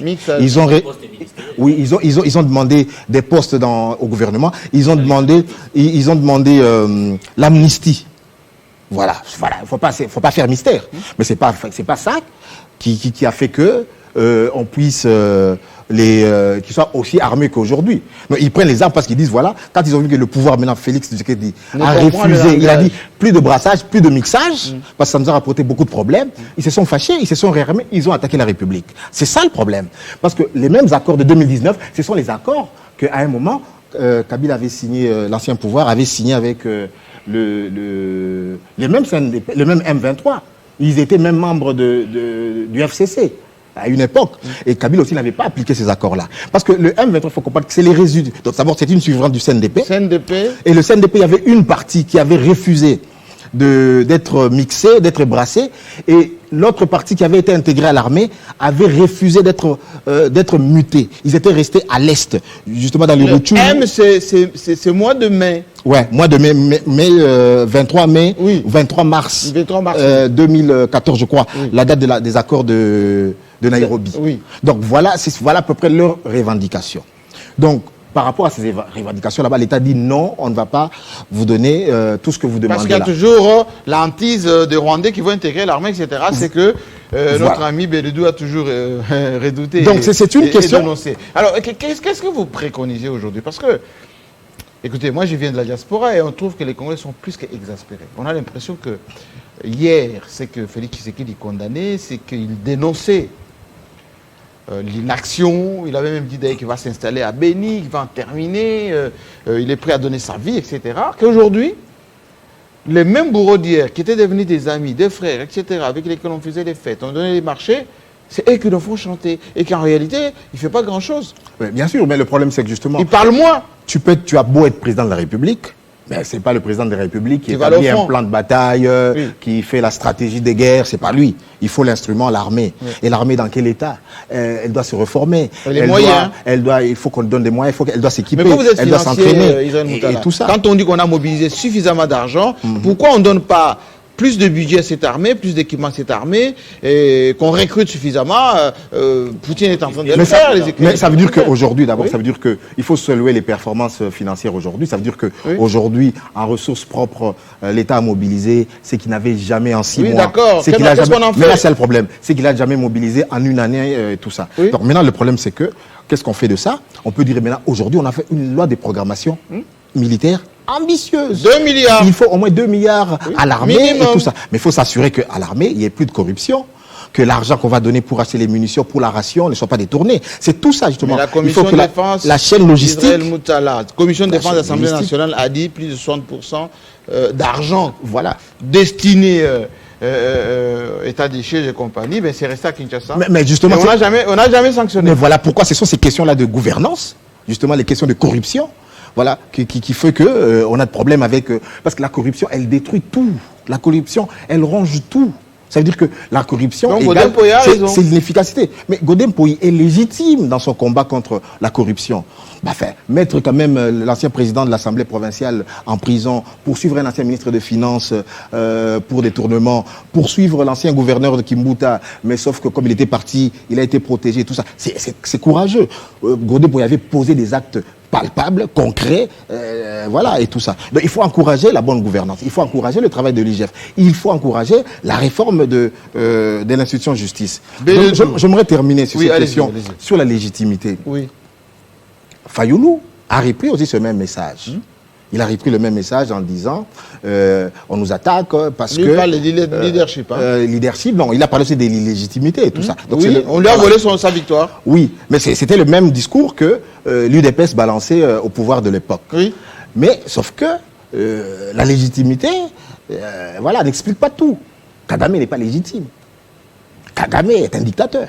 Kagame n'a pas le suffrage, il ne faut pas vous fier à son score stalinien et tout ça. Non. Kagame, c'est une minorité tout petite. Voilà. Mais il se met, ça veut dire qu'il a une gouvernance solide, il a un appareil sécuritaire solide, mais il n'est pas légitime. Ça veut dire qu'il y a la majorité des Tutsis qui sont frustrés et qui ruminent. Fayoulou a tort de dire que Tshisekedi n'est pas légitime pour faire... Non, ça veut dire que... La légitimité seule ne suffit pas pour assurer la sécurité. Absolument, ça veut dire que la question, il est vrai, ça veut dire que plus vous avez des institutions légitimes, c'est plus facile de faire passer certaines réformes, de faire accepter certaines réformes et tout ça. Mais cela n'explique pas tout, parce qu'on a le contre-exemple, c'est au Rwanda. On a même vu que l'Ouganda, il a troupatué les élections, il est au pouvoir, mais c'est pas pour autant qu'il est faible. Donc, vous pouvez être illégitime, entre guillemets, ou même totalement illégitime, mais avoir une armée forte. Mais on le voit au Mali. Bâtir une armée forte. Le discours de Fayoulou est politique. Moi, je pense qu'il est politique. On ne peut pas empêcher Fayoulou de dire que lui, s'il est là, il allait faire mieux. C'est ce qui fait passer au-delà des législatives. Non, tout à fait. Il est dans une posture propagandiste de dire que si moi j'étais là, j'allais faire mieux. Mais là où moi je trouve quand même choquant un peu. Il allait parler. D'où Jésus. Vous ici, j'enlève mes lunettes, vous avez toujours dit que l'armée est infiltrée, qu'on doit avoir un discours clair avec nos amis de l'Est, et qu'aujourd'hui, avec l'IGF, avec DGI, avec les amis de notre ami Jenit Kaninda, le Congo est plus outillé à assurer la sécurité de personnes et de biens. La réponse de Museveni à Gisaro, ça choque. Même un Kwado, ça lui choque. Monsieur RDC, si vous êtes fort, venez nous déloger à Bugangalo, plutôt à Bunagana. Eh bien, si ce n'est pas le cas, négociez avec ces gens-là qui restent là où ils sont. Vous êtes Congolais, vous faites quoi? Vous dites quoi? Le même Bélédou. Le même Bélédou. Nous sommes contraints à un devoir de vérité. Il faut restituer la vérité ici. Oui. Lorsqu'on dit que l'IGF a enquêté sur la ville de Kinshasa, il faudrait préciser que l'IGF a enquêté sur un Libanais et non sur la ville de Kinshasa. Un Libanais qui était en marché avec la ville. C'est des choses différentes. Oui. Voilà. Mais le Libanais n'était pas... a fait son rapport sur ce Libanais. Oui. C'est le premier. Le deuxième élément, il y a eu 2 ministres sous cette assemblée provinciale qui ont été chassés. Moutala l'a dit. Et donc, on peut dire que le travail est très fait. Oui. En une année, 52 ordres d'émission ont été signés par... Qui vous a envoyé des éléments? Non, mais vous n'avez pas des stylos et des papiers à nous donner comme avant, vous êtes dans l'opposition, jamais. Non, vous mettrez les stylos ici. Avec la provocation. Donnez-nous les stylos. Vous avez tout ce qu'il faut. Aujourd'hui... Mais vous avez l'eau devant vous. Donc voilà, donc si vous avez des stylos, on allait écrire. Nous utilisons le smartphone pour écrire. Ne détournez pas les débats. Et donc, comme pour dire, arrêtons avec les populismes. Nous sommes historiens du présent, restituons la vérité. Et donc, j'en viens. Jean-Marie, vous connaissez très bien ma position, s'agissant de la guerre de l'Est. Je suis d'avis que la RDC est victime d'un complot, et un complot international.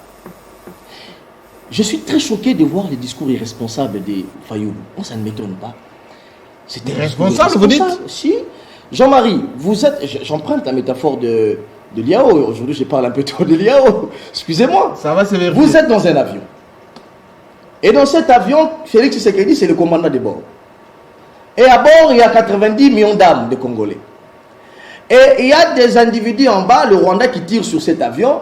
Et dans l'avion, il y a un certain Fayoulou qui s'élève pour venir étrangler les commandants de bord.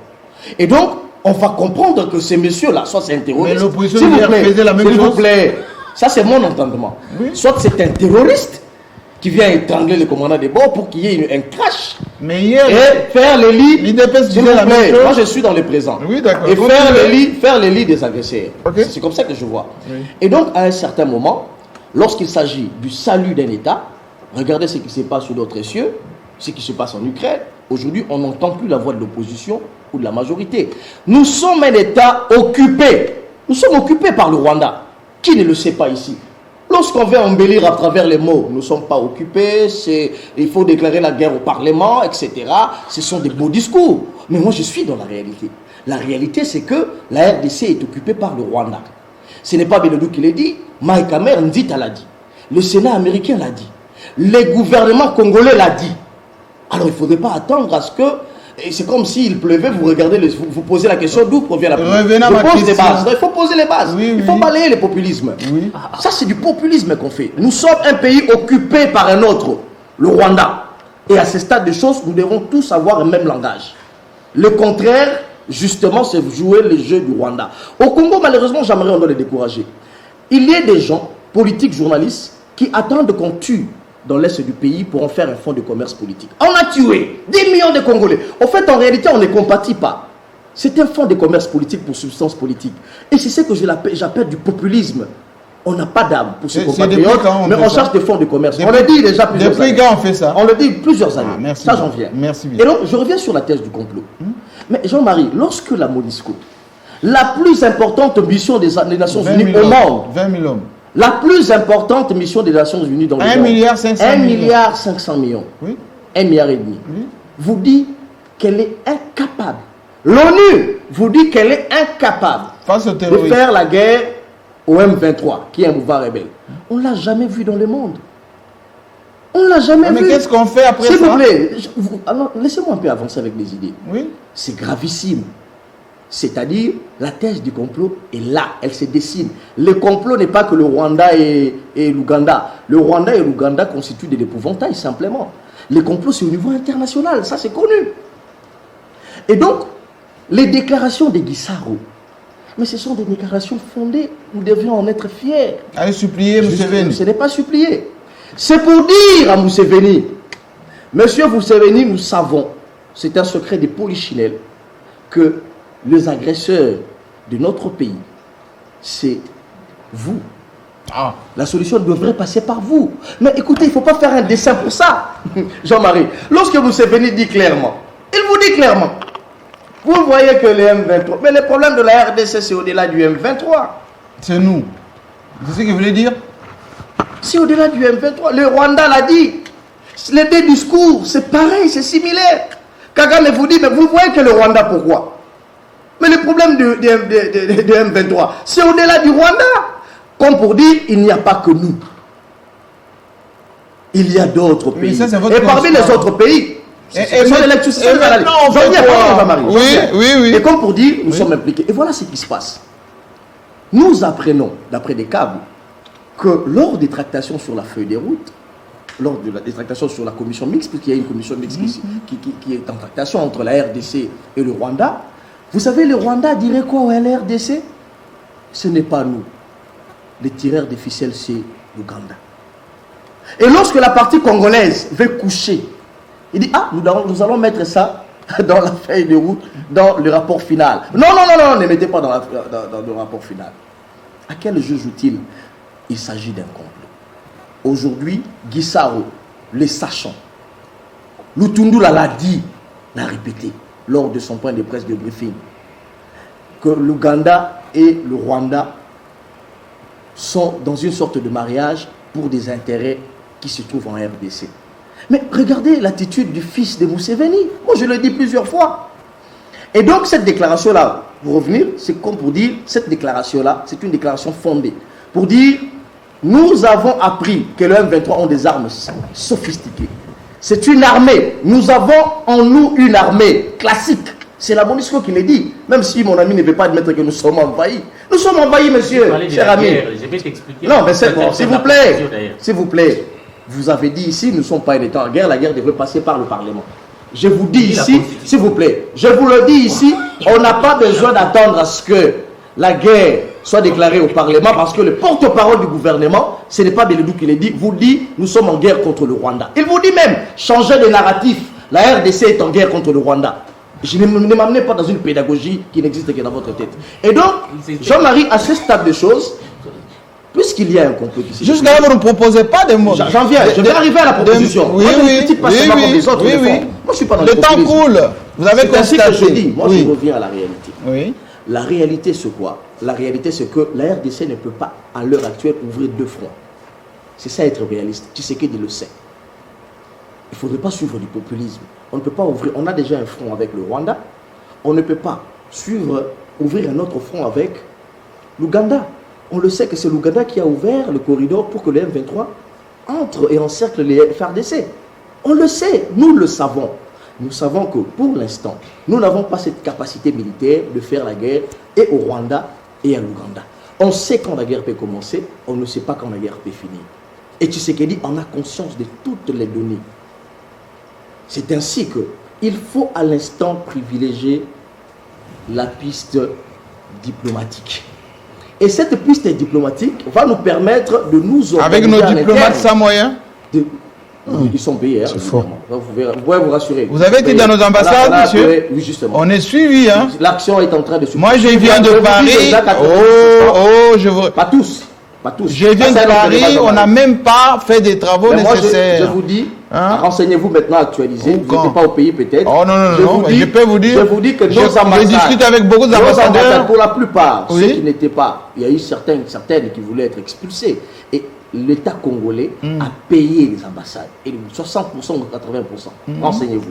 Et donc, c'est progressif. Ça va arriver petit à petit et tout sera justement payé. Et donc, pour revenir, il faut privilégier cette donne diplomatique parce que une déclaration de guerre à l'heure actuelle, vous avez évoqué plusieurs problèmes, notamment l'embargo militaire, l'embargo des armes, etc. On ne peut pas ouvrir un front contre deux pays. C'est ainsi que Kagame et Museveni, ayant conscience de la situation qui prévaut en RDC, ils savent que la RDC militairement n'est pas prête à faire la guerre contre le Rwanda ou l'Ouganda. Ils le savent. Et donc, plus des déclarations de provocation. On consacre l'occupation. Mais nous le savons. Non, ce n'est pas consacrer l'occupation. Oui. Pendant que nous nous organisons et nous y travaillons en interne, nous devons privilégier la piste diplomatique. Et c'est ce qui est en train d'être fait. Le temps pour nous, finalement, de déclarer la guerre au Rwanda. Mais Tshisekedi l'a dit, pardon. Tshisekedi n'a pas peur. Tshisekedi vous a dit lors de son interview à Financial dans un média international, il vous a dit, on a posé la question, est-ce que la piste d'une guerre ouverte contre le Rwanda peut être privilégiée? Il a dit oui. Il a dit, il n'a pas mâché les mots. Vous avez suivi l'interview de Kagame. Aujourd'hui, Kagame est conscient qu'il arme et que la communauté internationale et nationale sait que c'est le Rwanda qui arme le M23, c'est l'Ouganda qui arme le M23. Et ils savent que sur le plan logistique, la RDC à un moment a des problèmes. Et au niveau international et au niveau interne, voici pourquoi on veut pousser la RDC à une déclaration urgente. Je pose la question. C'est ainsi que je dis, ce n'est pas Je vous pose la question. Je suis là pour ça. Je l'ai posé cette question à Israël Moutala tout à l'heure. Il dit souvent, si vous êtes faible, on vous attaque. Pendant tout ce temps, vous nous avez dit ici, on a des mobilisations exceptionnelles, Dixit Yonika Ninda. On est dans des milliards de dollars. FARDC, équipement, c'est pour quand? Formation, c'est pour quand? Recrutement renforcé, c'est pour quand? Mobilisation générale, c'est pour quand? Parce qu'après avoir constaté ce que vous avez constaté, il faut quand même qu'il y ait prémisse de quelque chose qui s'organise. Le calendrier. Oui, la mise en application de la loi de programmation militaire, ça commence quand? Dès l'année prochaine. Quand va pas tomber. Vous avez suivi les ministres des Finances. Oui. Dès l'année prochaine, c'est déjà une avancée de 300 millions à 2 milliards de dollars. C'est déjà. En Ukraine, on attend l'année prochaine. S'il vous plaît. C'est déjà une avancée. C'est pourquoi je dis qu'il faut privilégier la piste diplomatique, les temps pour nous de nous organiser en interne. C'est déjà une avancée significative. Et un deuxième élément, les FARDC recrutent un nombre important de jeunes dans l'armée. Avec quelle logistique? Mais c'est là où je dis, n'attendez pas à ce que les secrets défense soient exposés sur le plateau de télévision. Pardon Jean-Marie, j'en viens. Mais je vais terminer par dire ceci. Oui. On voit dans les revendications et des Museveni et du Rwanda que le M23 intègre le FARDC. Vous êtes contre les mixages, vous? Ce n'est pas que moi, c'est au regard de l'esprit de DDR. Et pourquoi on avait signé? On ne peut plus intégrer le groupe rebelle, etc. parce que ça nous apporte que de l'infiltration. Mais tout ce que moi je pourrais dire, c'est vrai, il est vrai qu'on peut. Pourquoi on avait signé amnistie, intégration, mixage, tout ça? Mais moi je pense que la dernière carte que la RDC pourrait faire, c'est comme le Rwanda et l'Ouganda l'a fait. Il existe les FDLR, une rébellion rwandaise, les ADF, une rébellion rwandaise, mais ils ne peuvent pas arriver chez eux parce que ces deux pays ont disponibilisé leur justice. Comme pour dire, messieurs, vous dites que vous êtes rwandais, vous dites que vous êtes ougandais, venez affronter la justice. Vous allez pousser au Kagame, vous savez, de faire des dialogues internes dans leur pays, avec quel moyen de pression? C'est une piste, vous posez la question de savoir quelle est la piste. Je vous ai dit, la première piste, c'est de nous réarmer pour faire la guerre au Rwanda et à l'Ouganda.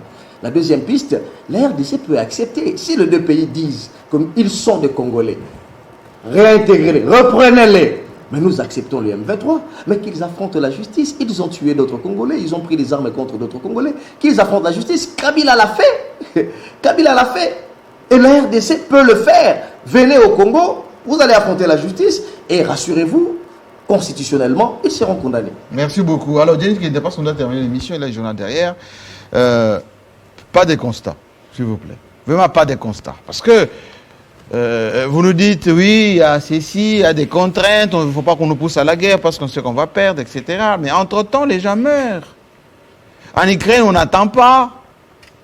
Vous avez dit ici, et vous dites d'ailleurs très souvent, Mike Hammer s'est pavané ici dans le pays, relations privilégiées, la Belgique, la France, etc. Mais en définitive, on sent que la RDC est toute seule. Non, même diplomatiquement. Nous ne sommes pas...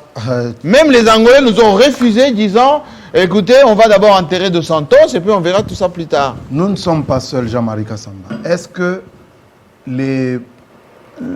un partenariat dans une matière de sécurité, de défense, se déclare à la télévision? Mais on voit les effets, monsieur. On voit les effets. Oui. Hier, moi, je suivais en direct une cérémonie de fin de formation de la 2e promotion de l'école des guerres. De l'école des guerres. Ça n'existait pas avant. Et qu'est-ce que vous appelez préparation? Parce que j'ai même entendu Israël le dire ici, nous ne nous préparons pas, c'est une inconscience collective. Moi, je refuse d'être inconscient, comme Eric. Je refuse. Parce que lui dit sur tous les plateaux, nous sommes inconscients, nous sommes inconscients, nous sommes inconscients. Mais si on ne fait rien, on va négocier avec Museveni, on est quoi? Ce n'est pas une inconscience. On envoie des gens chez Museveni, on est quoi? Je reprends. Continuez. Moi, je refuse d'être inconscient. Si Eric est inconscient, qu'il reste à sa manière. Dans les nous là, c'est sauf moi. Si vous vous acceptez, acceptez. Comme Israël a déjà accepté d'être dans le camp de l'inconscience. Non, il a constaté. Mais moi, je ne suis pas dedans. Dans les faits. Non, moi, je ne suis pas dedans. Je ne suis pas inconscient, je refuse. Maintenant et demain. Aux millions, et à jamais. Ils doivent avoir de l'équipement, ils n'ont pas. Donc ça, c'est le premier élément. Oui. Moi, je refuse d'être inconscient. 2, la préparation. Israël dit, on ne se prépare pas. Si, cher Israël, on se prépare. Parce que si hier, on n'avait pas une école de guerre, et qu'aujourd'hui, nous avons une école de guerre, ils apprennent quoi là-bas? À jouer la guitare? Ou ils apprennent à rédiger un article de presse? Non. C'est ça la préparation. Est-ce que vous savez que nos militaires vous suivent? Jean-Marie. Est-ce que vous savez que... Attendez. La question est la vôtre, mais la réponse est à moi. Laissez-moi répondre. C'est à eux de juger ce que moi j'ai dit, ce n'est pas à vous. Vous m'avez déjà posé la question, laissez-moi répondre. Donc moi, j'ai dit, nous sommes en train de nous préparer. Parce qu'avant, on n'avait pas une école de guerre. Elle a été lancée. C'est la 2e promotion hier qui a été brevetée. Et c'est fait avec qui? Avec des partenaires français, avec des partenaires belges. Je l'ai toujours dit, Jean-Marie Kassamba. Nous pouvons avoir un partenariat privilégié avec les États-Unis d'Amérique. Et qui nous donne rien. Mais ce partenariat-là est défini sur des lignes bien précises. On sait que voilà, nous allons appuyer la RDC sur le plan de la formation militaire. C'est de la diplomatie. Nous allons appuyer la RDC sur le plan de la formation du génie militaire. Et les mêmes Américains donnent des armes à Kagame, envoient des délégations là-bas. Jean-Marie Kassamba, entre les nations, vous le savez, sont les intérêts. Oui, et Bill Clinton amène des délégations pour visiter nos chimpanzés et nos gorilles là-bas. Bon, finalement, je ne vais pas répondre. Allez-y. Hein. Ok, merci. Donc, vous pouvez être partenaire, vous êtes partenaire, mais puisqu'entre les nations, c'est des intérêts qui comptent, le même partenaire-là, lorsque ses intérêts économiques sont menacés, il va vous contourner. C'est ce que les Américains font. Il va passer par des multinationales. Et c'est des multinationales de son pays qui vont agir ou interagir avec des forces négatives de votre pays pour que votre partenaire-là, visible le jour, puisse trouver son gain à travers les multinationales qui travaillent avec des forces négatives. Dit, monsieur. Mais cela ne fait pas de nous, cela ne fait pas de nous des inconscients. Mais depuis 25 ans, on n'est pas nous sortis de là. Nous sommes en train de nous préparer parce que maintenant que nous parlons, oui. Nous avons nos militaires en Israël. Oui, nous avons nos militaires en Chine.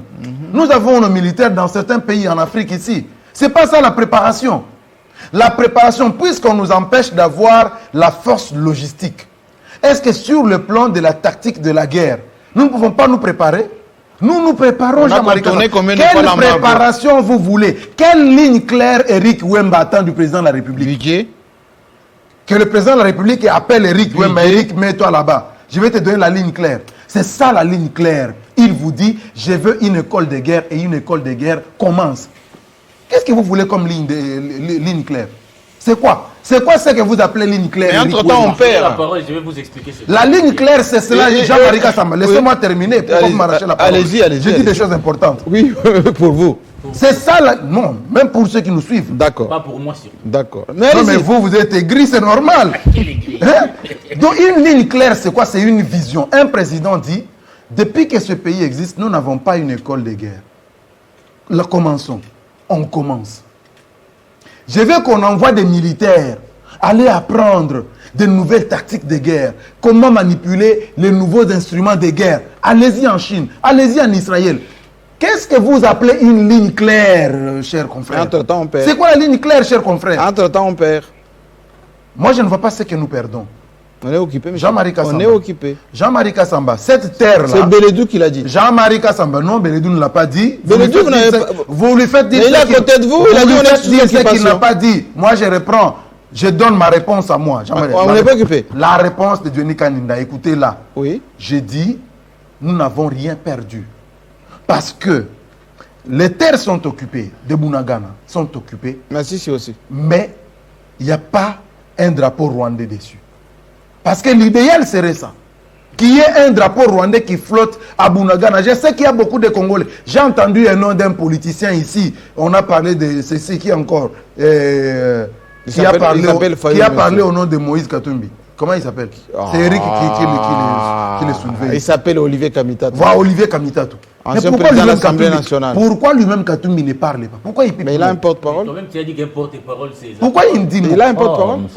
Pourquoi il ne dit mot? Il a un porte-parole. Pourquoi Katumbi lui-même ne dit mot? Il a un porte-parole. Alors pourquoi vous demandez à Tshisekedi de parler quand il a un porte-parole? Mais il est chef de l'État. Mais Katumbi est président d'un parti politique. Donc c'était pour vous dire, Jean-Marie Kassamba, oui? Nous n'avons rien perdu. Cette terre-là, jusqu'aujourd'hui de Bunagana, elle appartient au Congo. Si elle est perdue, c'est perdu avec vous. Moi, j'ai dit cette terre-là appartient encore au Congo. Il n'y a pas un drapeau rwandais ou ougandais qui flotte là-bas. Le jour où on verra ce drapeau-là flotter, c'est le jour où moi, Denis Kanindami du changement, je dirais, oui, nous avons perdu. Pour l'instant, nous n'avons pas encore perdu. Et nous ne perdrons pas cette terre-là, Jean-Marie. Merci beaucoup. S'il y a des inconscients qui comptent à la perte de cette terre-là, moi je dis, nous ne la perdrons pas tant que nous sommes encore vivants. Et on conclut, est-ce que ce n'est pas du populisme à l'envers, contrairement à ce que... J'ai entendu des choses extrêmement graves. Quand la Constitution donne les conditions pour être un état de guerre et que nous ne les réunissons pas, moi je l'ai dit, on me dit que j'ai fait du populisme. Parce qu'on a dit que nous sommes occupés. Lui-même, il dit qu'on ne sait pas déclarer la guerre. Non, la grande réflexion est de savoir pourquoi nous sommes occupés. Nous savons que les Rwandais sont là. Pourquoi les Congo, comme État, n'a jamais déclaré la guerre? Est-ce que c'est parce que nous sommes faibles? Il dit que c'est tactique. C'est des questions. Donc, les Congo n'est pas... Il dit que c'est tactique. Mais Jean-Marie, laissez-moi terminer. Il dit que c'est tactique. Laissez-moi. Constitutionnellement parlant, les Congo, je signe, et les juristes sont en train de me voir ici. Moi, je ne fais pas du populisme. Constitutionnellement parlant, les Congo n'est pas un État en guerre. Un État en guerre, ce n'est pas un État grammatical. Donc ce n'est pas parce que les gens sont en train de se battre. On la déclare et il y a une procédure prévue par la Constitution. Hein? Donc il faut lire la Constitution, l'article 144. C'est plutôt lui qui fait du populisme, mais pas moi, parce que moi j'ai lu la Constitution. Et ma Constitution me dit qu'il n'y a pas l'État de guerre. Alors je vais rencontrer Kanina. Et l'inconscience collective, ça veut dire quoi? Je vais lui expliquer, je vais opérationnaliser. Quand les M23 nous attaquent, ils sont déjà sur notre territoire. Aussi à l'Assemblée nationale, Batimbo sont en train de se battre pour placer un juge à la Cour constitutionnelle. Voilà ce que moi j'appelle de l'inconscience collective. Dans tous les pays du monde, quand les pays sont attaqués de cette façon-là, on arrête tout. C'est comme si vous êtes papa dans une maison, vos enfants sont malades et on te trouve dans un ganda. Donc ils sont en train de se battre pour placer un juge. Vous avez vu les scénarios. C'est ces mêmes jours-là qu'on était en train de nous attaquer par l'M23. Voilà l'inconscience collective. L'inconscience collective, quand vous présentez votre armée comme les parents pauvres, vous dites, moi Mbosso, qui est autorité budgétaire? Qui peut décider que tel a autant, les parlements autant, mais qui considère l'armée comme des pauvres là, on cotise $200 000, mais vous sortez $580 000 pour décorer les musiciens. C'est cela ce que nous parlons. Ça ne s'attaque pas aux individus, c'est notre inconscience collective. Nous ne savons pas nos défis et nos devoirs. Voilà pourquoi nous en sommes là. Et il faut prendre conscience, il ne faut pas soutenir les Mais il dit que ça change, il y a de la préparation. C'est ça. Alors moi je reviens quand Israël dit, et Kabila aussi avait signé. Non, avant, il y avait quand même un accord 4. L'accord cadre a bien dit... D'addis Abeba, qui a été signé, a bien dit... cet accord a été signé après avoir défait les M23. Et ça a été clairement dit, le Congo devait jouer sa partition. Notre partition, c'était la réforme de notre armée. Parce qu'à un moment, on devait nous accompagner. Et c'est ce que, pendant plus de 4 ans, on n'a pas fait. Réellement. Et on s'est trompé de croire que en réalisant les vœux de Sarkozy. Je l'ai dit tout le temps, en partageant nos richesses avec les Rwandais, en menant Rwandais ici, en donnant notre or, avec la double imposition, en amenant Kagame ici pour être chanté, Yona Nyoboya Kagame, qu'on allait résoudre les problèmes. On s'est rendu vite à l'évidence qu'on est face à un adversaire de mauvaise foi. C'était des choix hasardés. Un autre choix hasardé. Maintenant, on fait quoi? Ni les choix hasardés. Pourquoi on va parler comme Fayoulou en 2023. Moi, j'ai dit qu'on ne peut pas dissocier les problèmes de la guerre de l'Est avec le problème de gouvernance du pays.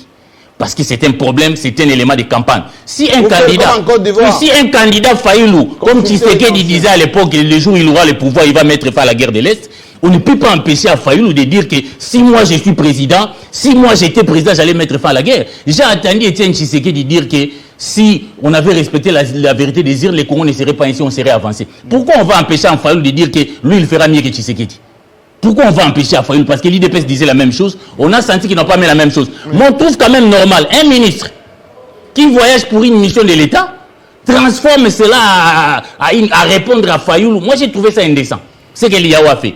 C'est politique, non? Ah non, j'ai trouvé ça vraiment indécent. Il a fait de la politique. Il fait de la politique alors qu'on nous a dit qu'il est allé pour mécaniser. C'est là où ça pose problème. Non, Jean-Marie, non, il a déjà parlé, laissez-moi conclure. Moi, j'étais dans la conclusion. J'étais dans la conclusion. J'étais dans la conclusion. J'ai résumé notre inconscience collective. Notre inconscience collective. De mes sources, on me dit qu'un député touche 21 000 $ aujourd'hui. Et très vérifié. Et on a, au niveau de l'Assemblée provinciale, où on nous présente des modèles, on a augmenté les salaires des députés provinciaux. On s'est posé la question, combien touche notre militaire aujourd'hui, notre soldat? C'est là, oui, quand à l'Assemblée provinciale, on augmente des salaires des gens. Voilà, j'ai remis ça en conscience collective. Si nous continuons comme ça, nous allons disparaître. Sinon, faites. Parce que moi, je pense qu'on n'est pas obligé de terminer son mandat quand on n'arrive pas à résoudre les problèmes. Le président de Sri Lanka vient de donner un exemple. Boris Johnson vient de donner un exemple. La démission est aussi constitutionnelle. Oui. Quelle fin tragique. Oui. Concluez. Il s'est contredit, Eric Wemba, mon ami. L'inconscience collective, lui-même, il dit, quand le pays est en guerre, on doit parler le même langage. Ça, ce sont ses mots. Mais lui-même, ici, il a fait l'apologie de quelqu'un, Fayoulou, qui arrive à Kisangani, le pays est en guerre. Moi, je répète que le pays est en guerre. Le pays est en guerre, je vais expliquer les concepts. Fayoulou fait l'apologie du Rwanda, s'il vous plaît. Il fait l'apologie du Rwanda. Il a dit quoi? Il a dit quoi? Il a dit, gardez votre silence. Il fait l'apologie des agresseurs.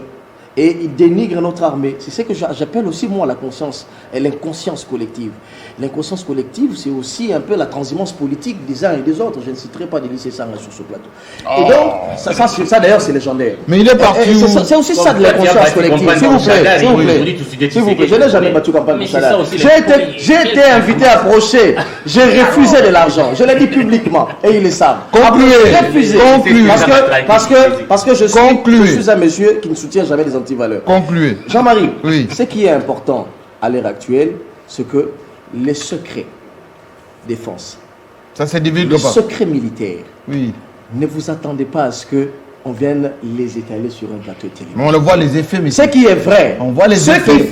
Ceux qui font de l'apologie du Rwanda, ceux qui font des massacres de Congolais en fond de commerce politique pour faire du populisme sur des plateaux de télévision matin, midi, soir, devraient savoir que la RDC s'organise en interne. Et que Tshisekedi, qui aujourd'hui est arrivé à mettre dos au mur, je dis dos au mur, Kagame. Ah bon? Dos au mur, Museveni, s'il vous plaît. Oh là là. Concluez, monsieur. Le temps coule. Dos au mur. Le monde entier sait que le Rwanda occupe la RDC via le M23 et que l'Ouganda facilite cette occupation.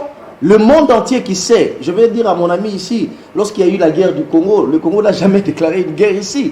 Mais il y a eu une guerre ici en RDC où les gens se sont battus à Kisangani.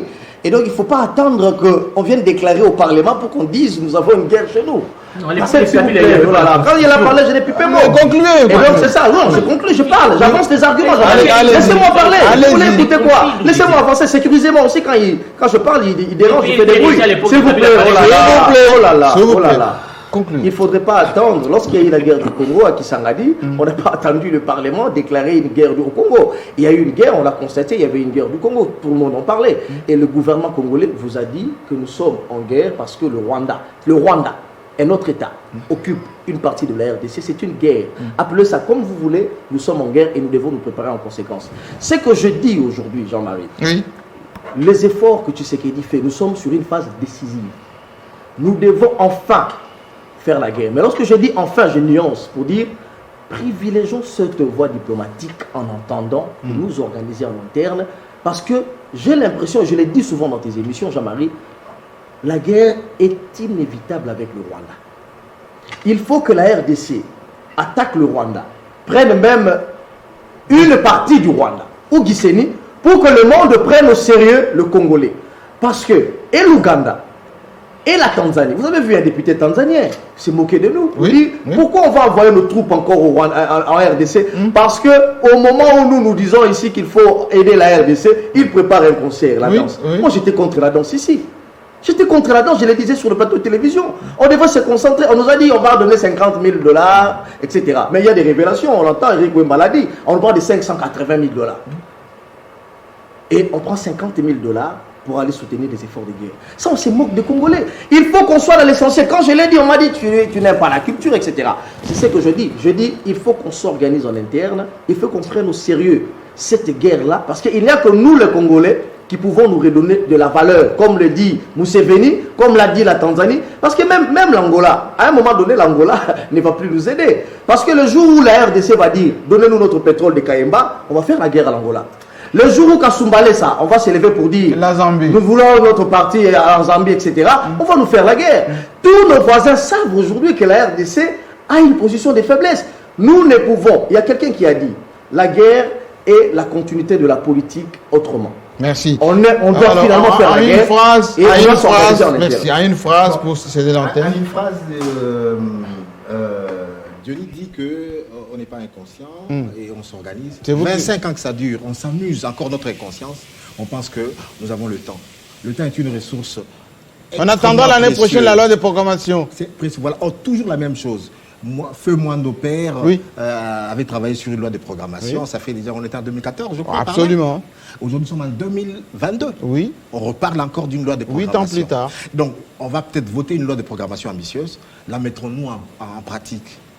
C'est ça toute question de notre... Et on forme petitement nos militaires. C'est toute question. Quelles sont nos priorités, justement? Quelles sont nos priorités? À un moment, on doit dire, voilà, on réduit drastiquement les trains de vie de l'État, on dégage des ressources qu'on affecte à l'armée. Merci beaucoup. Alors, je termine encore pour dire que voilà. Oui. Sur la formation, l'école de guerre, non. Mais Kabila a commencé le Tchèze. Oui. C'est la formation, c'est pas nouveau. Oui. C'est donc ce n'est pas en multipliant des écoles de guerre à gauche et à droite que sans moyen. Voilà, c'est pas sans moyen. Sans moyen. Et ensuite, faut aller même à l'école de guerre pour voir les moyens. Allez faire un tour là-bas. Je termine. Allez faire un tour. Je termine en disant ceci. Les Congolais sont peut-être faibles, mais ils ont de la fierté. Donc les Rwandais et les Ougandais se trompent. Parce que Mouzé, bien qu'il ait été placé au pouvoir avec le concours du Rwanda et de l'Ouganda, s'est révolté parce qu'il a l'âme congolaise. Il s'est révolté. Cette âme congolaise qui va nous pousser. Moi, le caractère, parce que Mouzé à nous révolter contre cette immigration. A un statut de héros. Pourquoi? Parce que il ne voulait plus répondre aux oukas du Rwanda et de l'Ouganda. Il s'est révolté, il leur a demandé de partir le 2 août 1998. Et tout ça, ils sont partis, la guerre a commencé, il en a payé de sa vie. Et donc, les Rwandais ont essayé de faire la même chose avec Kabila. Oui. Mais on sait que Kabila, non. Il a failli tuer Kabila. Il a failli tuer, mais c'est sûr, Kabila quand même, qu'on a un pays en entier. Parce que le pays, il y avait une balkanisation des faits. Voilà pourquoi je dis aussi qu'il faut quand même mettre un bémol quand on dit complot. Parce que le pays était déjà balkanisé de fait. C'est avec le concours de la communauté internationale qu'on l'a aujourd'hui en un morceau. Et là aussi, Bemba a joué sa partition parce qu'il était sous l'influence ougandaise, mais au nom de la patrie, la fibre patriotique a vibré dans leur... C'est la vérité de l'histoire. Écoute, c'est la vérité de l'histoire. Donc aujourd'hui aussi, que Kagame pense que, voilà, parce que Tshisekedi a joué un peu, a fait ami avec lui, qui va manipuler Tshisekedi au détriment des intérêts collectifs, des intérêts nationaux. Là aussi, il se trompe, parce que le même Tshisekedi, qui était gentil avec Kagame, aujourd'hui, il est complètement fâché. Donc il est passé d'un extrême à un autre extrême. Donc ça veut dire que chaque fois, notre fibre, c'est fini. Notre fibre patriotique, notre fibre patriotique. C'est fini. C'est fini. Il ignore même l'histoire politique C'est de son pays. fini. À l'époque de Kabila, il n'y avait pas une constitution. Les Français étaient Merci. C'est fini. Merci beaucoup. Je voulais dire. À l'époque de Laurent Désiré. Merci beaucoup. Mais rendez aussi hommage à Kabila. Ça veut dire que c'est que l'hommage est mérité. C'est que fait Tshisekedi aujourd'hui avec les accords de 2019. C'est ce qu'a fait Kabila avec les accords de Nairobi. Ça veut dire que les autres ne respectent pas les accords. Pourquoi on allait imposer à Kabila de respecter les accords de Nairobi? Kabila aussi, un bon stratège, s'était assis sur les accords de Nairobi parce qu'ils étaient contre les intérêts de notre pays. Et donc, merci beaucoup. Allez, on marque une virgule. Non, monsieur. C'est terminé l'émission pour aujourd'hui. Dans quelques instants, s'il vous plaît, dans quelques instants, le journal. Votre émission est rediffusée jusqu'à lundi. Et vous comprenez bien que l'ambiance est toujours la même. On est en vigueur, mais on est très vigilant sur l'intégrité de notre territoire. N'oubliez pas, la RDC, c'est un lion. Et quand le lion va régir, ça va être compliqué. À la semaine prochaine.